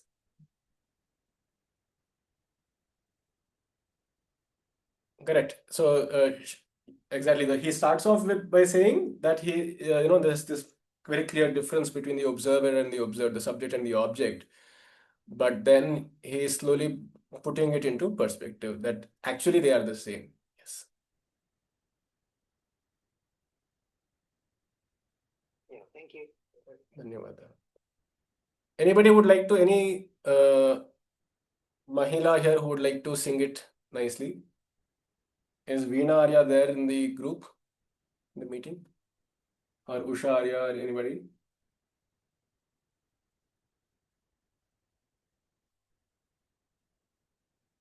Okay, then males have to do it. Fortunately or unfortunately. Let's see. Would Trivikrama Maria, would you want to sing this? Just let me get away from the noise. 1 minute. Okay. Yeah, can you hear me?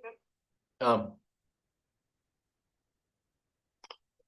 शरीरत्वं शम्भोः शशिमिहिर वक्षोरुह युगम् तवात्मानं मन्ये भगवति नवात्मानमनघम्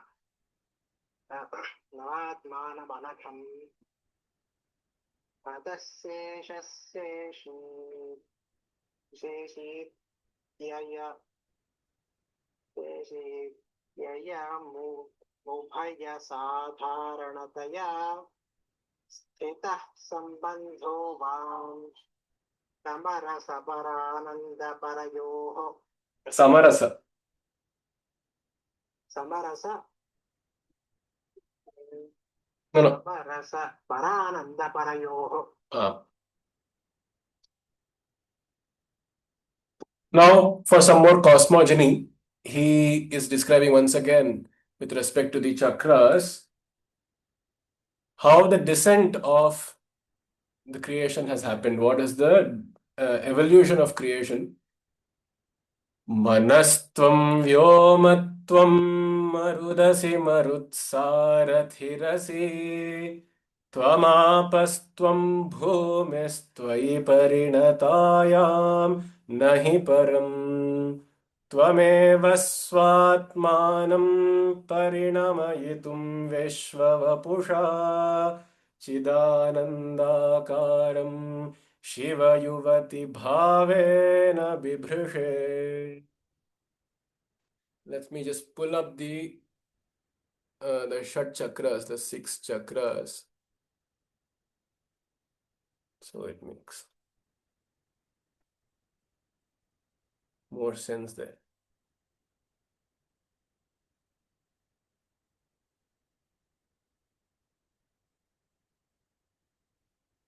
So as you can see here, it's again, once again, talking about the very elements which are guarding the chakras. Manastvam, you are Manas itself. You are Manas, you are the Ajna. Manastvam, Vyoma, Akasha, you are Vyoma. Marut is Vayu, you are the Vayu at the Anahata. Marut Sarathihi, the one who is the charioteer of Marut, or the driver of Marut, which is heat, which is Agni. No, I don't want 10% off. So we'll have to go to a different website. Anyway, coming back here, I'll just draw it here. Vayu, and then there is Agni at the Manipura. Marutsarathirasi, Tvam Apaha. Apaha is Jalam. Apaha. Tvam Bhumihi, you are the earth. And then Twai Parinatayam Nahi Param. And in you who are complete, Parinata is complete. In you who is completely all the 5 elements and the 6th tattva, which is that of the mind, you who are the observer and the observed, you who is the everything, then there is nothing else. Ekaivaham jagatyatra dvitiyaka mama para. Like Trivikrama said the other day, he pointed out that Devi also says the very same thing in the Durga Saptashati. Only I exist, there is no one else apart from me. Mattaf parataram nanyat kinchid asti dhananjaya. Same thing Sri Krishna also says. So there is nothing else because it is she alone, it is you alone who have become all these different states of matter, or different phases of creation, different elements. Tvam eva swa atmanam. Then how did all these come to be? It's because your atma, your own being, so atmanam Vishwavapusha Parinamayatum, to modify that one essence of your being itself as these sixfold things, and therefore to create the universe and become the body of the universe itself. You have become the very Brahmanda itself. Vishwavapusha to do so, what do? Though you are Chidananda Karam, though you are originally your Swatma is in the state of Chidananda, of just being in awareness and of infinitude, but to take on the bhava, to take on the role or emotion of being the wife of Shiva, Shiva Yuvati, the girlfriend of Shiva, that is to bring about the distinction, an apparent distinction, and to enjoy the bhava of being the girlfriend of Shiva, you split yourself into the Vishwa Vapush and therefore becoming the Prakriti, which is the Yuvati, whereas Shiva, you yourself make one element, which is Manas itself, as the Shiva Tattva. So Chidananda Karam Shiva Yuvati Bhavena Bibhrushe. Bibhrushe means you uh, you take on the form. Bibhrushe, Vishwa Vapusha Bibhrushe. मनस्त्वं व्योमत्वं मरुत्सारथिरसि त्वम् आपः त्वं भूमिः त्वयि परिणतायां नहि परं तथापि त्वम् एव स्व आत्मानं विश्ववपुषा भावेन शिवयुवति भावेन विश्ववपुषा परिणमयितुं स्वम् आत्मानं चिदानन्दाकारं सति अपि विश्ववपुषा बिभृशे. You become the world. So this is talking about two things. One, cosmogony, how the world came to be. Akashad Vayuhu Atmanah Akasha Sambhutah Akashad Vayuhu Vayoragnihi Agnerapah Adhyaf Prithvi. And so the different states of matter as well as the space in which all of these matter and energies are transacted occupy, and the onlooker of all of this, which is the Manas, came to be. Yet to enjoy the bhava. So, what is the reason for this creation? That is answered through the last line. Shiva Yuvati Bhavena Biprushi. Just a leela of that supreme thing to bring about and enjoy the Dvaita for some time. Trivikrama had a very interesting account of how from Kashmiri Shaivism, which he would maybe like to share. Would you?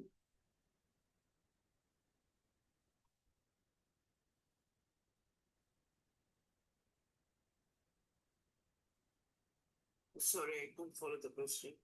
No, if there was Trivikrama who had earlier shared with us a story of such cosmogony from an account of Kashmiri Shaivism. Okay. Anyway, if he's not there in the call, I just summarize it. So it says Shiva, who is God,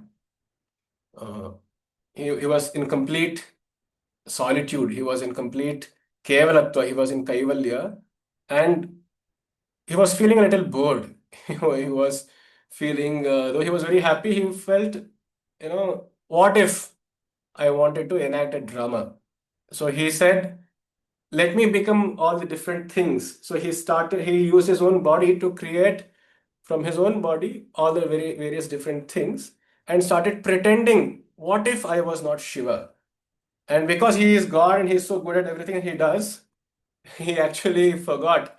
And his drama was so convincing that he himself got caught up in the net of his script.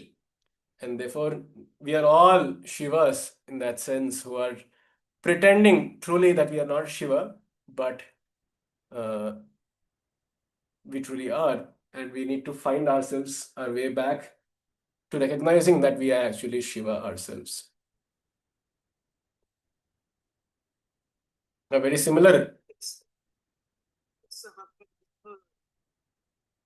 maybe true stories or maybe not true stories of like when an actor has got to work on a script of his acting on a particular part, he has got to pretend that he's either backward or mentally impaired and that kind of thing. Mm. They get so immersed in those thoughts. At the end of the day, when the filming or drama or stage production is finished, they are slightly different characters of what what they were before, because they could get so immersed in those characters, they become one of them. That's what I've heard. Wonderful. Yes. They are still in character even after the drama is over. Correct.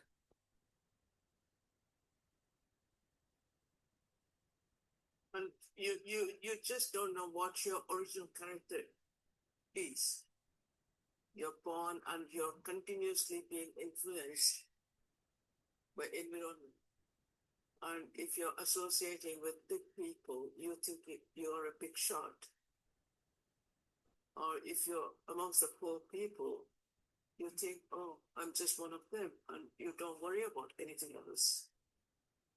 So it's like keeping up with the Joneses. Exactly. If you're with the big people, you want to be what they are, though you're not. You pretend to be. It's like Kembuta and Navilu. Imagine it. Kembuta thinks I'm a peacock. So I don't know if I'm relating properly or not, but this is how I feel. No, it is really very in line with what we have just discussed. Correct.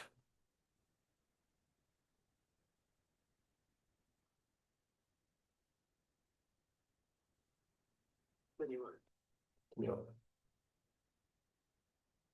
And now follows a few set of verses which are the descriptions of the Shat Chakras once again. Basically, an enunciation of the very verse which just discussed, but going backwards. Now that she has created all of this world, which is the space, the solid matter, which is Prithvi, the liquids, which are Apas, then there are the gases, which are Vayu, then there's energy, which is being transacted between these three states of matter and converting them into different interchangeable states of matter, which is Agni. And then there is the space, the mancha, the stage on which all these players are playing, which is the Akasha. And then there is also the audience who is enjoying the play, which is the Manas, the director who is directing it. Then there is also the audience in the gallery who are enjoying it. So this is the entire skit, the entire performance hall which she has created.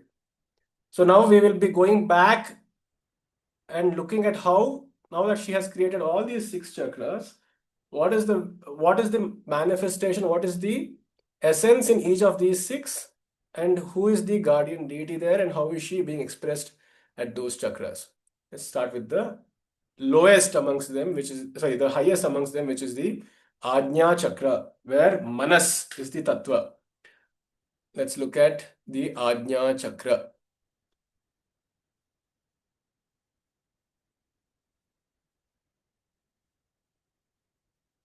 So this is the Ajna chakra with the two petals, Hum and Ksham, being the Bija mantras. Actually, some people say Om is actually the Bija mantra at that uh, place. Hum and Ksham are the Bija mantras for the petals. Ksham is representing Brahma and Hum is the Surya, the zenith of energy. So Tava Ajna chakrastham tapana shashi kotid dhyutidharam. Your Ajna chakra, you are sitting at the Ajna chakra, holding the light. You are shining like hundreds or thousands and crores of Tapana and Shashi, with the light of 1,000 suns and moons. Param Shambhum Vande, and you manifest there as the Parashambhu, the highest form of consciousness, Param Shambhu, who is completely dispassionate. That's why the name Ajna. He knows, he is able to Janati. He specially knows, but he is not interfering. He is just only issuing commands. He himself is not doing anything like the Raja. Param Shambhum Vande Parimilita Parshvam Parachita. Parachita means by chit, by consciousness all around him. He has shut his eyes like the like Rudra. Parimilita Parshvam. His entire surroundings are shut by divine light of awareness alone. Parimilita Parshvam Parachita. Yam aradhyan bhaktya ravi shashi shuchinam avishaye niraloke loke nivasatihi bhaloka bhuvane. So what is the benefit of doing meditating upon this Ajna chakra that is at the forehead is bhaktya, one with fervor and feverish longing, completely fed up of this world, one who just looks at this world like Shambhu, that is the basic aradhana which is being done, because she, that is Devi, is Ravi Shashi Shuchinam Avishaya. She is Agochara, she is Avishaya, she is not an object to any of these three lights, which is coming from either the sun, the moon, or even Agni. Also, all of these electricity which is uh, feeding our light bulbs and tube lights, all of these are Shuchi, they are Agni. So, none of the energy which comes either from chemical, solar, or wind, or whatever energy, it cannot illumine her. Therefore, only Shambhu can know her.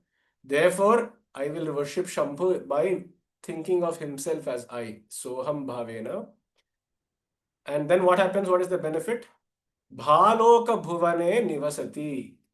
This meditator will live in a state of of light itself. He or she will be in a state of samadhi, of light, which is Niraloke aloke. It is aloka. It is beyond the material world. So such a state of mind cannot be described by any material terms or language, which is niraloka. It has no eyes to see, meaning there is no seer at all in such a state of samadhi, which is called as the nirvikalpa or the asamprajnata samadhi, as is described in the Patanjali Yoga Sutras, which is the highest state of samadhi achievable. So niraloke aloke nivasatihi bhaloka bhuvani. That is the supreme state of samadhi one can dwell in. Then coming down, we have, okay, let me just sing it. तवाज्ञाचक्रस्थं तपनशशिकोटिद्युतिधरं परं शम्भुं वन्दे परिमिलितपार्श्वं परचिता यमाराध्यन् भक्त्या रविशशिशुचीनामविषये निरालोके लोके निवसति हि भालोकभुवने. The next chakra below that is the Vishuddhi chakra at the throat. And there, who is the Devata? Vishuddhau te shuddhasphatika vishadam vyoma janakam shivam seve devim api shiva samanau vyavasitam. ययोः कान्त्या यान्त्या शशिकिरणसारूप्य सरणेर्विधूतान्तर्ध्वान्ता विलसति चकोरीव जगति. ते तव, in your Vishuddhi chakra, Shuddha Sphatika Vishadam Vyoma Janakam Shivam Seve. So there is the Parashambhu at the Ajna chakra. At Vishuddhi, he is called as Shiva. Which Shiva he is he? He is the Shiva who generates Vyoma. He is the Lord of the Akasha, like the space. And he is completely white in color, which is why the name Vishuddhi. He is Phatika, like the quartz gem. He is Shuddha Sphatika Vishadam. He is white as and transparent as that. Just as space is also transparent. It just is see-through. It has nothing, no flavor to give, no color to give. So it just simply allows everything to be in the mind as they are. Similarly, it gives space, it holds space, so to speak in Gen Z language. It holds space for all emotions. It holds space for all things to take its course. So the idea of letting go is this Shiva. Devim Shiva Samana Vyavasitam. And then there is a Devi attached to it. While in the Ajna, there was no Devi, it was just Shambhu there, who was surrounded by Chita, consciousness itself as his wife. Here there is Shiva sitting along with the Devi, who is Shiva Samana Vyavasita. She is sitting there equal to her husband in all matters. So there is the Devi of Vishuddha, called the Vishuddhi Devi at this position. Yayoho, and because of these two people, Kantya Yantyaha, because of the light and attraction emerging from this couple, Yantyaha Shashi Kirana Sarupya Saranehe. There's a cascade Sarani. There is rows and sequence and sequential flow of Sarupya, of the same formness. What is Sarupya? It means the Jiva taking a similar form as its beloved. That is called Sarupya.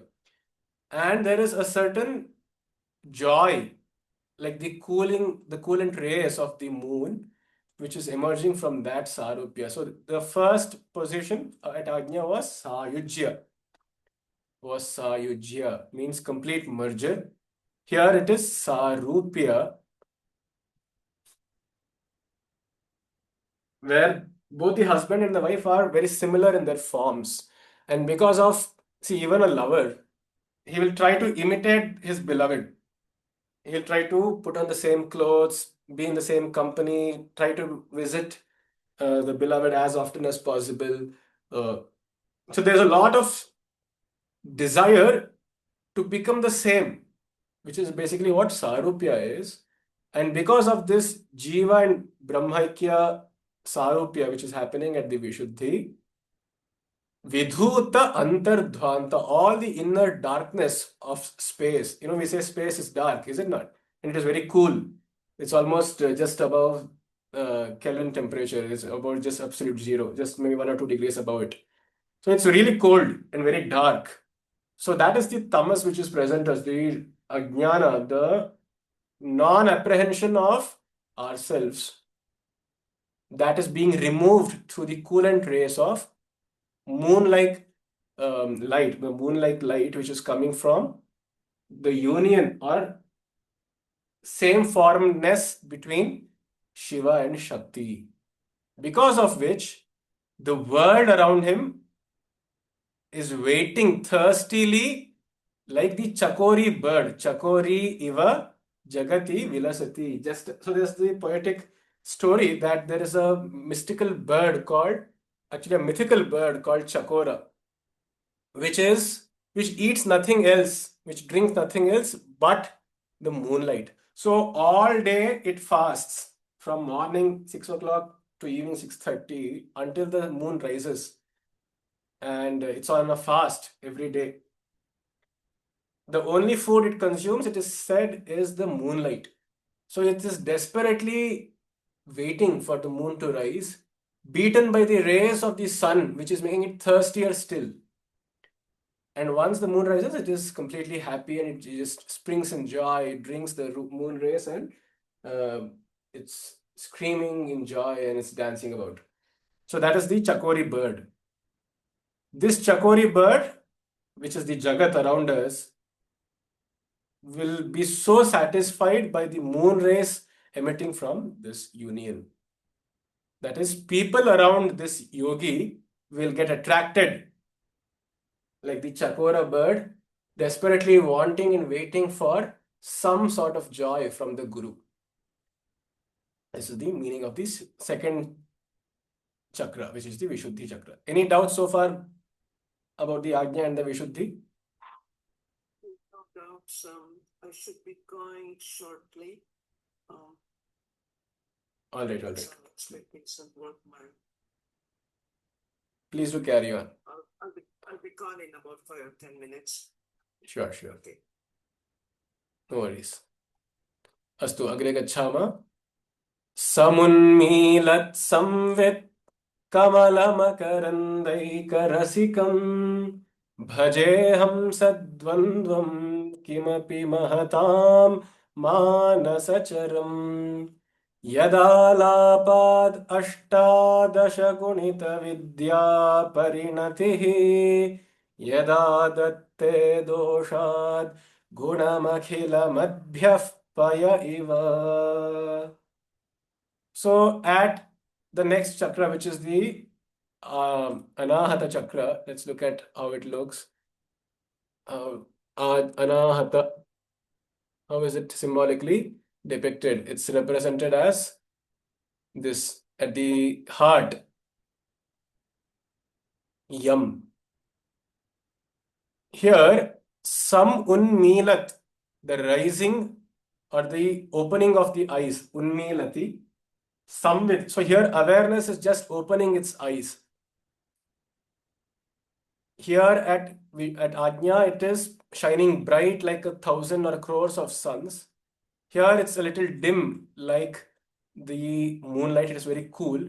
Here it is only just opening its eyes. Awareness is just beginning to happen at the heart, where the energy is at the heart. Kamala Makaranda Eka Rasikam. Here the comparison is being made to that of a Kamala, a lotus. Again, this is a poetic reference where Kamala, in contrast with the Chakora bird, is of course also waiting, but it is waiting for the sun to rise up. It is waiting for a very specific phase of the sun, that is actually the dawn, to happen. So it is shriveled and wrinkled in the night. It's waiting for dawn to come so that it will bloom and blossom. This is the idea. So Kamala Makaranda Eka Rasikam. Just as it's as though the sun is drinking the nectar of the lotus. So Kamala Makaranda Eka Rasikam. So we all have coffee in the morning, do we not? We have coffee, we have chai as soon as we wake up. Papa, this Surya also wants some coffee. So what is he drinking? As soon as he comes to work, he must first, after getting set up, he must first have a sip of coffee. That is the Makaranda, the nectar he sips from the Kamala, from the lotuses which have bloomed very freshly. Similar like to that, there is the Samvid, the awareness which has just begun to rise like the dawn at the heart. Bhaje hamsa dvandvam kimapi mahatam manasacharam. And similarly, there are also the other two Hamsas who are the Devatas governing this heart chakra, who are also who are also addicted to the nectar from this particular flower, from this Kamala, which is at the heart. Hamsa Dvandvam Kimapi Mahatam Manasacharam. So this is the two Hamsas. Basically, Hamsa and Soham, these are the two Hamsas. Symbolically, they represent the mantra Hamsa Soham, Soham Hamsaha, which keeps happening inadvertently within the mind of the meditator, which is why it is happening in the mind. Manasa Charam, of whom? Of the great meditators, Mahatam. Who are these two Hamsa? They are again Shiva and Shakti only.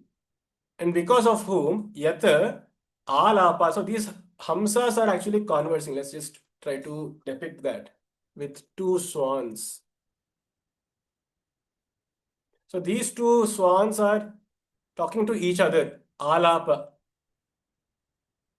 And what is from this gossip, from this conversation, what is happening is Ashtadasha Gunita, 18 times Vidya Parinatihi, the complete knowledge systems, the 18-fold knowledge systems have sprung out of basic gossip between these two Hamsas. Again, these are Parvati and Shiva. You see, so many tantras are in such a way that they are dialogues between Shiva and Parvati. Sometimes it is Rudra Uvacha, sometimes it is Parvati Uvacha. So all these Vijnana Bhairava Tantras and all the other such stuff have come as dialogues between these two. And what is the benefit of doing the dhyana at this chakra? It is Vidya Parinatihi. One becomes completely proficient in the 18-fold knowledge systems. And yat adatte doshad gunam akhila madhyaf payaya. And you know the poetic story behind the swans. What do the swans do? There's a very famous story, capability of the swans. Can you tell me what it is?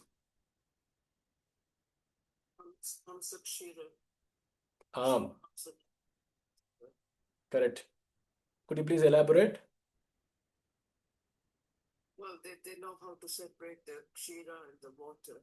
the milk and the water, and they take only the essence. Basically, it is just a mythical Hamsa. I don't think Hamsa can separate milk and water. This is my belief.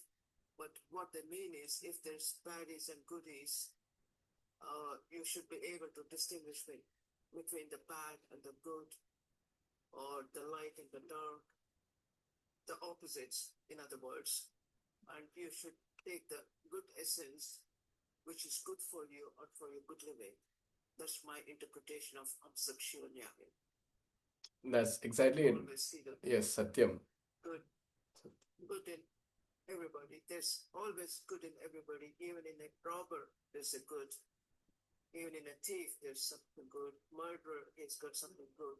But you don't know what that good is and why he has done that crime, committed that crime. But you take the good of him and so see how you can improve him. Wonderful. Or Adbhutam. Exactly right. So that is what here it says. Yat adatte. These two Hamsas, they pick out doshat gunam. They pick out the guna, the virtue which is present amid bad qualities. Akhilam gunam adbhyah payah iva. Just as the Hamsas, like you rightly said, these are mythical stories where it's told the Hamsas are able to separate milk, which is the guna, from adbhya, from water, which is comparable to dosha. So all the good qualities within a person or within a situation, within an event or an experience, if one is able to pick that wisdom out from a lot of noise, to pick out information from noise, so that capability is blessed by the two Hamsas sitting at the Anahata Chakra. You just nailed it. The explanation was spot on. So two things. One, you get knowledge of all the vidyas, and secondly, you get to see with a compassionate eye all good things which are present, even amid doshas.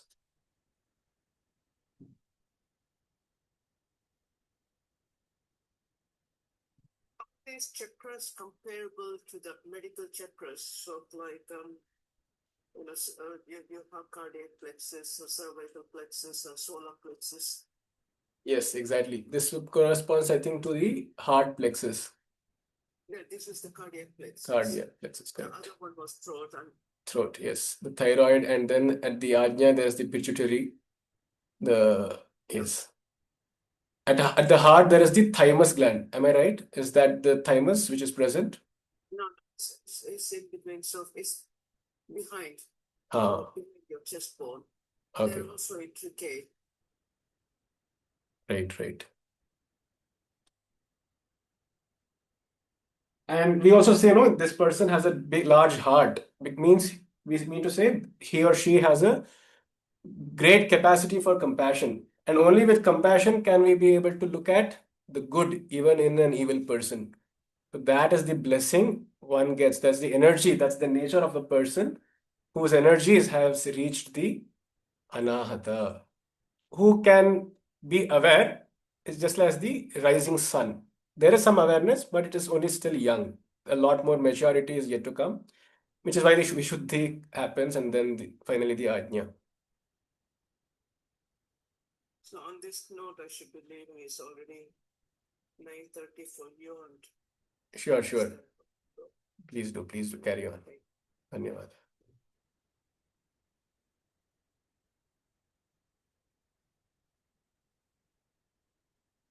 तव स्वाधिष्ठाने हुतवहमधिष्ठाय निरतम् तमीडे संवर्तं जननि महतीं ताञ्च समयाम् यदा लोके लोकान् दहति महति क्रोधकलिते दयार्द्राया दृष्टिः शिशिरमुपचारं rachayati. So, coming below the anahata is the Manipura chakra, which is the solar plexus ruled by sun or alternatively by Agni, which is at the navel. Here, what is happening is, there is a interchangeably in the tantras, sometimes because of different notations and definitions, it's referred to as the swadhisthana. It's actually twin chakras. So sometimes the solar plexus is referred to as the swadhisthana, and then the chakra below that is called the manipura. Doesn't matter, but for now, we'll just understand it as the solar plexus, the chakra which is just below the anahata. There, what is the element? Hutavaha, Agni. It is burning continuously like the stomach acid. It's continuously metabolizing. It's always on digestion mode.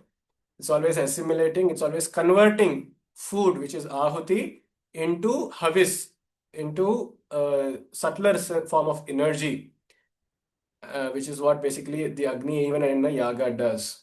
So that is continuously burning. Tam ide samvartam. Samvarta is which is completely surrounded and burning with a lot of flames. Tam ide, I do bhajana of this Agni, He Janani, Mahatim Tam cha Samayam. And then there is a Devata at this plexus. Her name is Samaya.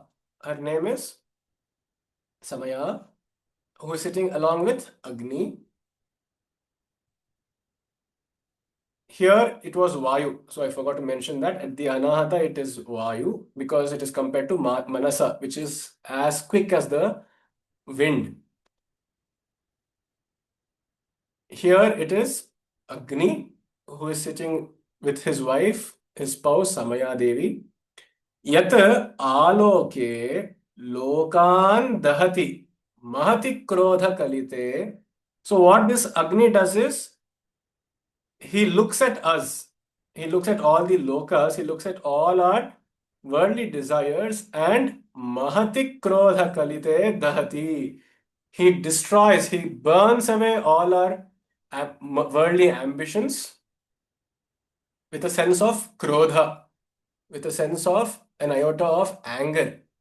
He gets into a rage, this Agni, which is basically again Shiva, and destroys all our material ambitions when the energy is at that chakra. But to compensate for that, there is the Samaya Devi. What does she do? She, who is another form of Devi itself, Tasyaha drishtihi dayardra shishiram upacharam rachayati. Like shishira, like a snowfall, like a gentle snowfall happening over a burnt charcoal piece. She, through her daya, through her compassion and empathy, her drishti itself is enough. She glances at us and takes pity and compassion and completely cools us down from all the fire and the ember uh, ignited by the Agni. So there is this dual function of energy at this place, at the Swadhisthana. At the same time, burning is happening where it is completely burning all material ambitions to a crisp, while the same energy is also transforming into a coolant and bringing the entire system back to status quo. Shishiram upacharam rachayati. Then, going below, we have the Swadhisthana. The Swadhisthana, which is represented as Vam. It's not Ram, it's Vam, which is called the sacral chakra. So over here, what is the shloka? Tatitvantam shaktya timira paripanthe sphuranaya sphurannaratna bharana parinadhendra dhanusham tavashyamam megham kamapi manipuraikasharanam nisheve varshantam haramihira taptam tribhuvanam. At this position of the Swadhisthana, which is near the genitals, Tatitvantam, Timira paripanthe sphuranaya shaktya Indradhanusham sphurat nanaratna abharana parinadha Indradhanusham Tava megham shyamam kam api manipuraika sharanam nisheve yat varshantam hara mihira taptam tribhuvanam. So what has happened is the Swadhisthana chakra, again, it is interchangeably referred to here as Manipura, but usually the terminology is this chakra is called Manipura, Swadhisthana.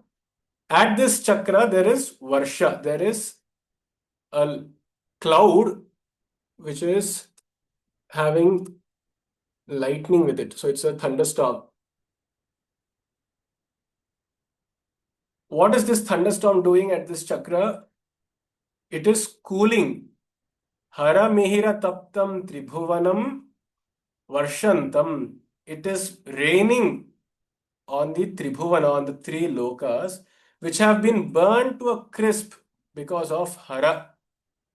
So here the two Shaktis again are Hara and Tatitvati. Tatit means lightning. Tatitvati is one who is having lightning, who is as sleek as lightning. Tadillata samaruchi shatchakropari samsthita. So says the Lalita Sahasranama. So here she recites as the Megha, as the cloud, the rain burst, which is cooling, which is raining and cooling with its water. Kam means water. And this cloud is very dark, like the thunder cloud, very dark and gray. That is why this chakra is also ruled by Krishna and at the same time by Kali. So she, the Bijashra here is clean. Once again, Krishna as well as Kali, who is also referred to as Shyama and Shyama. At this position, Neela Mekha Shyama we call Krishna, right? So at this position, that energy takes on the form of a gray color, which rains and cools the system down, which has been earlier burnt to a crisp because of the Manipura, because of the Agni which was present in Manipura. Of course, there is the Dayardra Drishti, the Drishti of the snowfall like cooling which has happened. After the snowfall, after bringing the temperatures down, this cloud has now rained on the scorched ground. And how is this Megha? It is Tatitvati, it has lightning streaks. Timira Paripanthi Sphuranaya Shaktya. It has a Shakti, it has energy which is dispelling Timira, which is dispelling darkness by its lightning. It is Purana, it is beaconing, it is booming with the light of its thunder, which is causing the Timira, which is causing the darkness of its original nature, which is Shyama, to go away in bouts. Timira Paripanthim here means Vairi. One who is the Vairi of Timira, one who is the enemy of Timira, of light, of darkness, is this light, through its streak of lightning, Sphuranaya, because of its pulsation, Sphurat Nanaratna Abharana Parinadha Indradhanusham. And then it also looks like the rainbow. It also looks like the rainbow, which is studded with a lot of ratnas. Indradhanusha is the rainbow, which is studded with a lot of ratnas. Sphurat Nanaratna Abharana and other ornaments. Parinadha, it is attached to this Indradhanush. So there is the Indradhanush which has come up after the rain has stopped with the sun shining at the background. So there is creativity. Now, what does a rainbow represent? It represents creativity, right? It represents queerness. It also represents creativity. It represents quirkiness, something special, something new, something out of the blue. Quite literally, it's just out of the blue sky. And there's something artistic about it. That is basically the function of the um, Swadhisthana Chakra. Swadhisthana Chakra.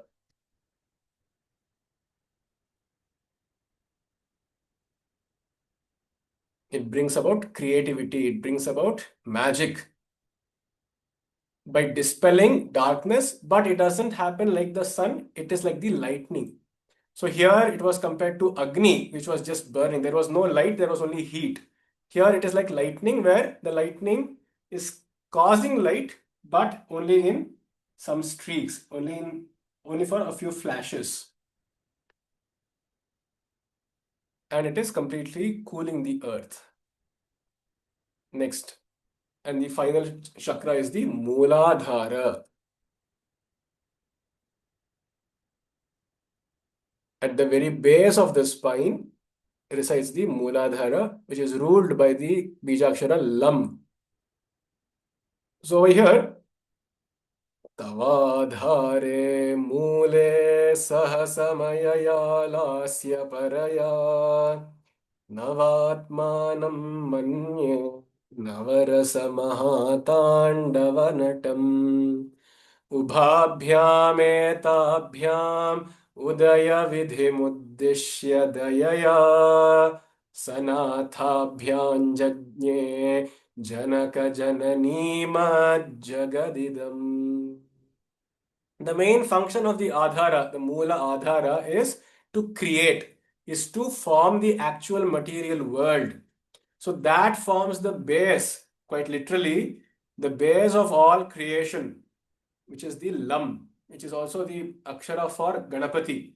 Because in many Puranas, he is said to be equivalent of Brahma, the creator, who brings into existence all there is. And he's also Rakta in his color, right? Raktavarnam. And he loves sweets. He loves all different dishes. We make so many artistic and flavorful recipes before him. Because he represents all varieties of creation, all diverse manifestations itself, all species. So that is the Jagat. Idam Jagat Janaka Jananimat. Just as an offspring is born out of the mother and the father, Janaka Jananimat. Jagat Idam. This world, this entire material manifestation of the body has come from its father and mother. And who are the father and mother here? Energetically, it is of course, Parvati and Shiva.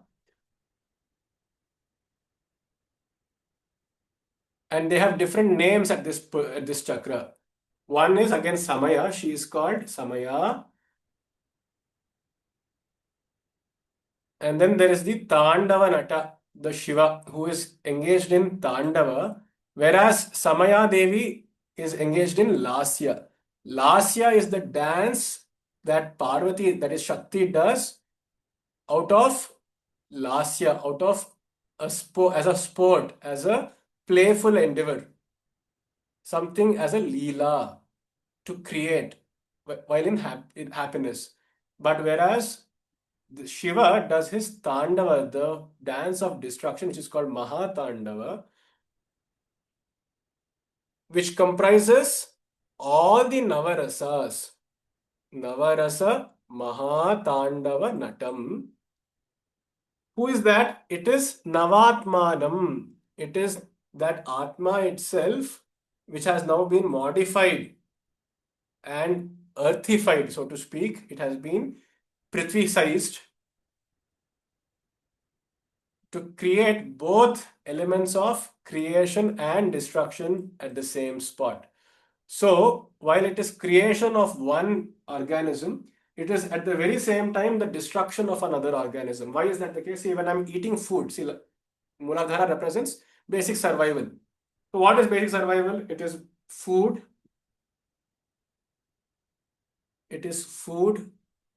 sleep, sex, and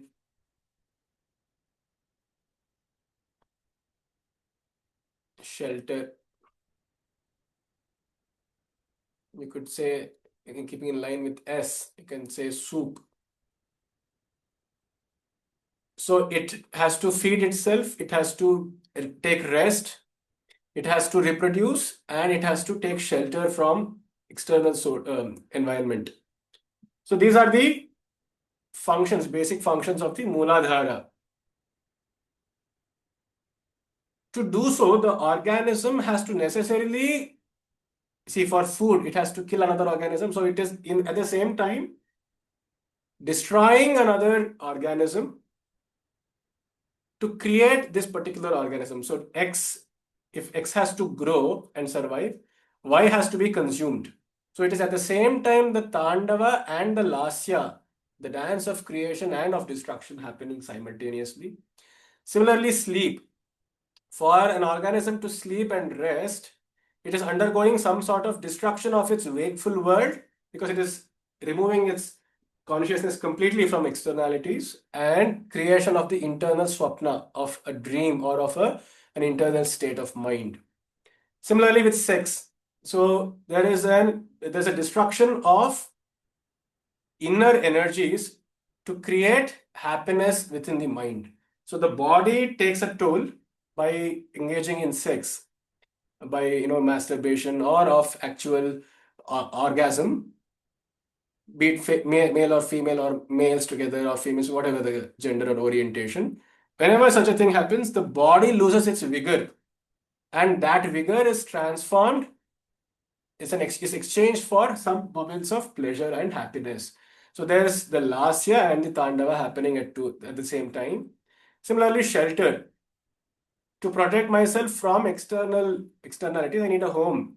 And to procure this home, I have to necessarily cut down trees, bring up and displace stones, displace habitats and ecosystems, and so on and so forth. Therefore, once again, destruction and creation is happening at the same time. This is the dance between Shiva and Shakti at this level. Navatmanam manye navarasa mahatandava natam. And this nata, this great dancer, that is Shiva, is dancing along with his spouse Samaya, who basically are Atma itself. They are the modified Atma. Ubhabhyam etabhyam udaya vidhim uddishya dayaya. And because of these two people who are like the Janaka and the Janani, they are bringing forth with daya. They are bringing forth out of compassion. Udaya vidhim uddishya. Udaya means creation is rising up. Vidhim means the process of creation. Uddishya, for the sake, for the purpose of the creation of this universe. And along with daya, along with compassion, it's not that they are just creating out of force or out of compulsion, but it is because of daya, because of empathy. And with empathy, sanathabhyam, they are nathas to each other. These two people are this yin and yang. Shiva and Shakti are lords of each other. They are both equals in their own right, and they both of them are bosses over each other in their own domains. Sanathabhyam jajne means it created, it happened. What happened? The Jagat Idam Jajne. This entire world was created by these processes. Just as an offspring, an organism is born to its father and mother by the sperm and egg coming together, by Shiva and Shakti coming together, by the forces of masculine and the feminine coming together. Perhaps not necessarily male or female, but the energies of femininity and the energies of masculinity coming together has created this world together.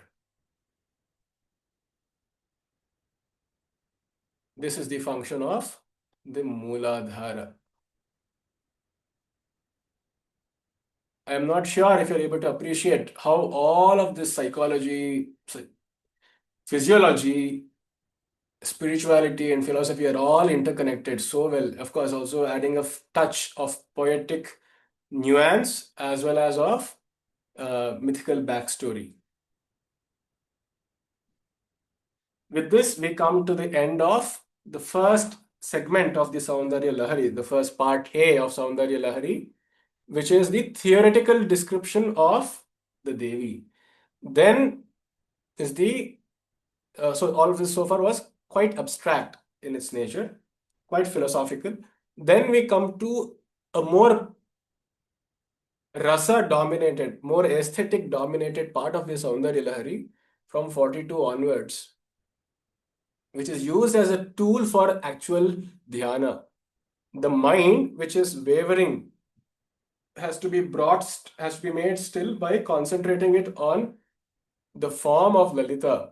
And what is the method to do so? We shall learn with each verse describing each and every single part of Devi's body and using some similes and some other alankaras to engage the mind in such dhyana.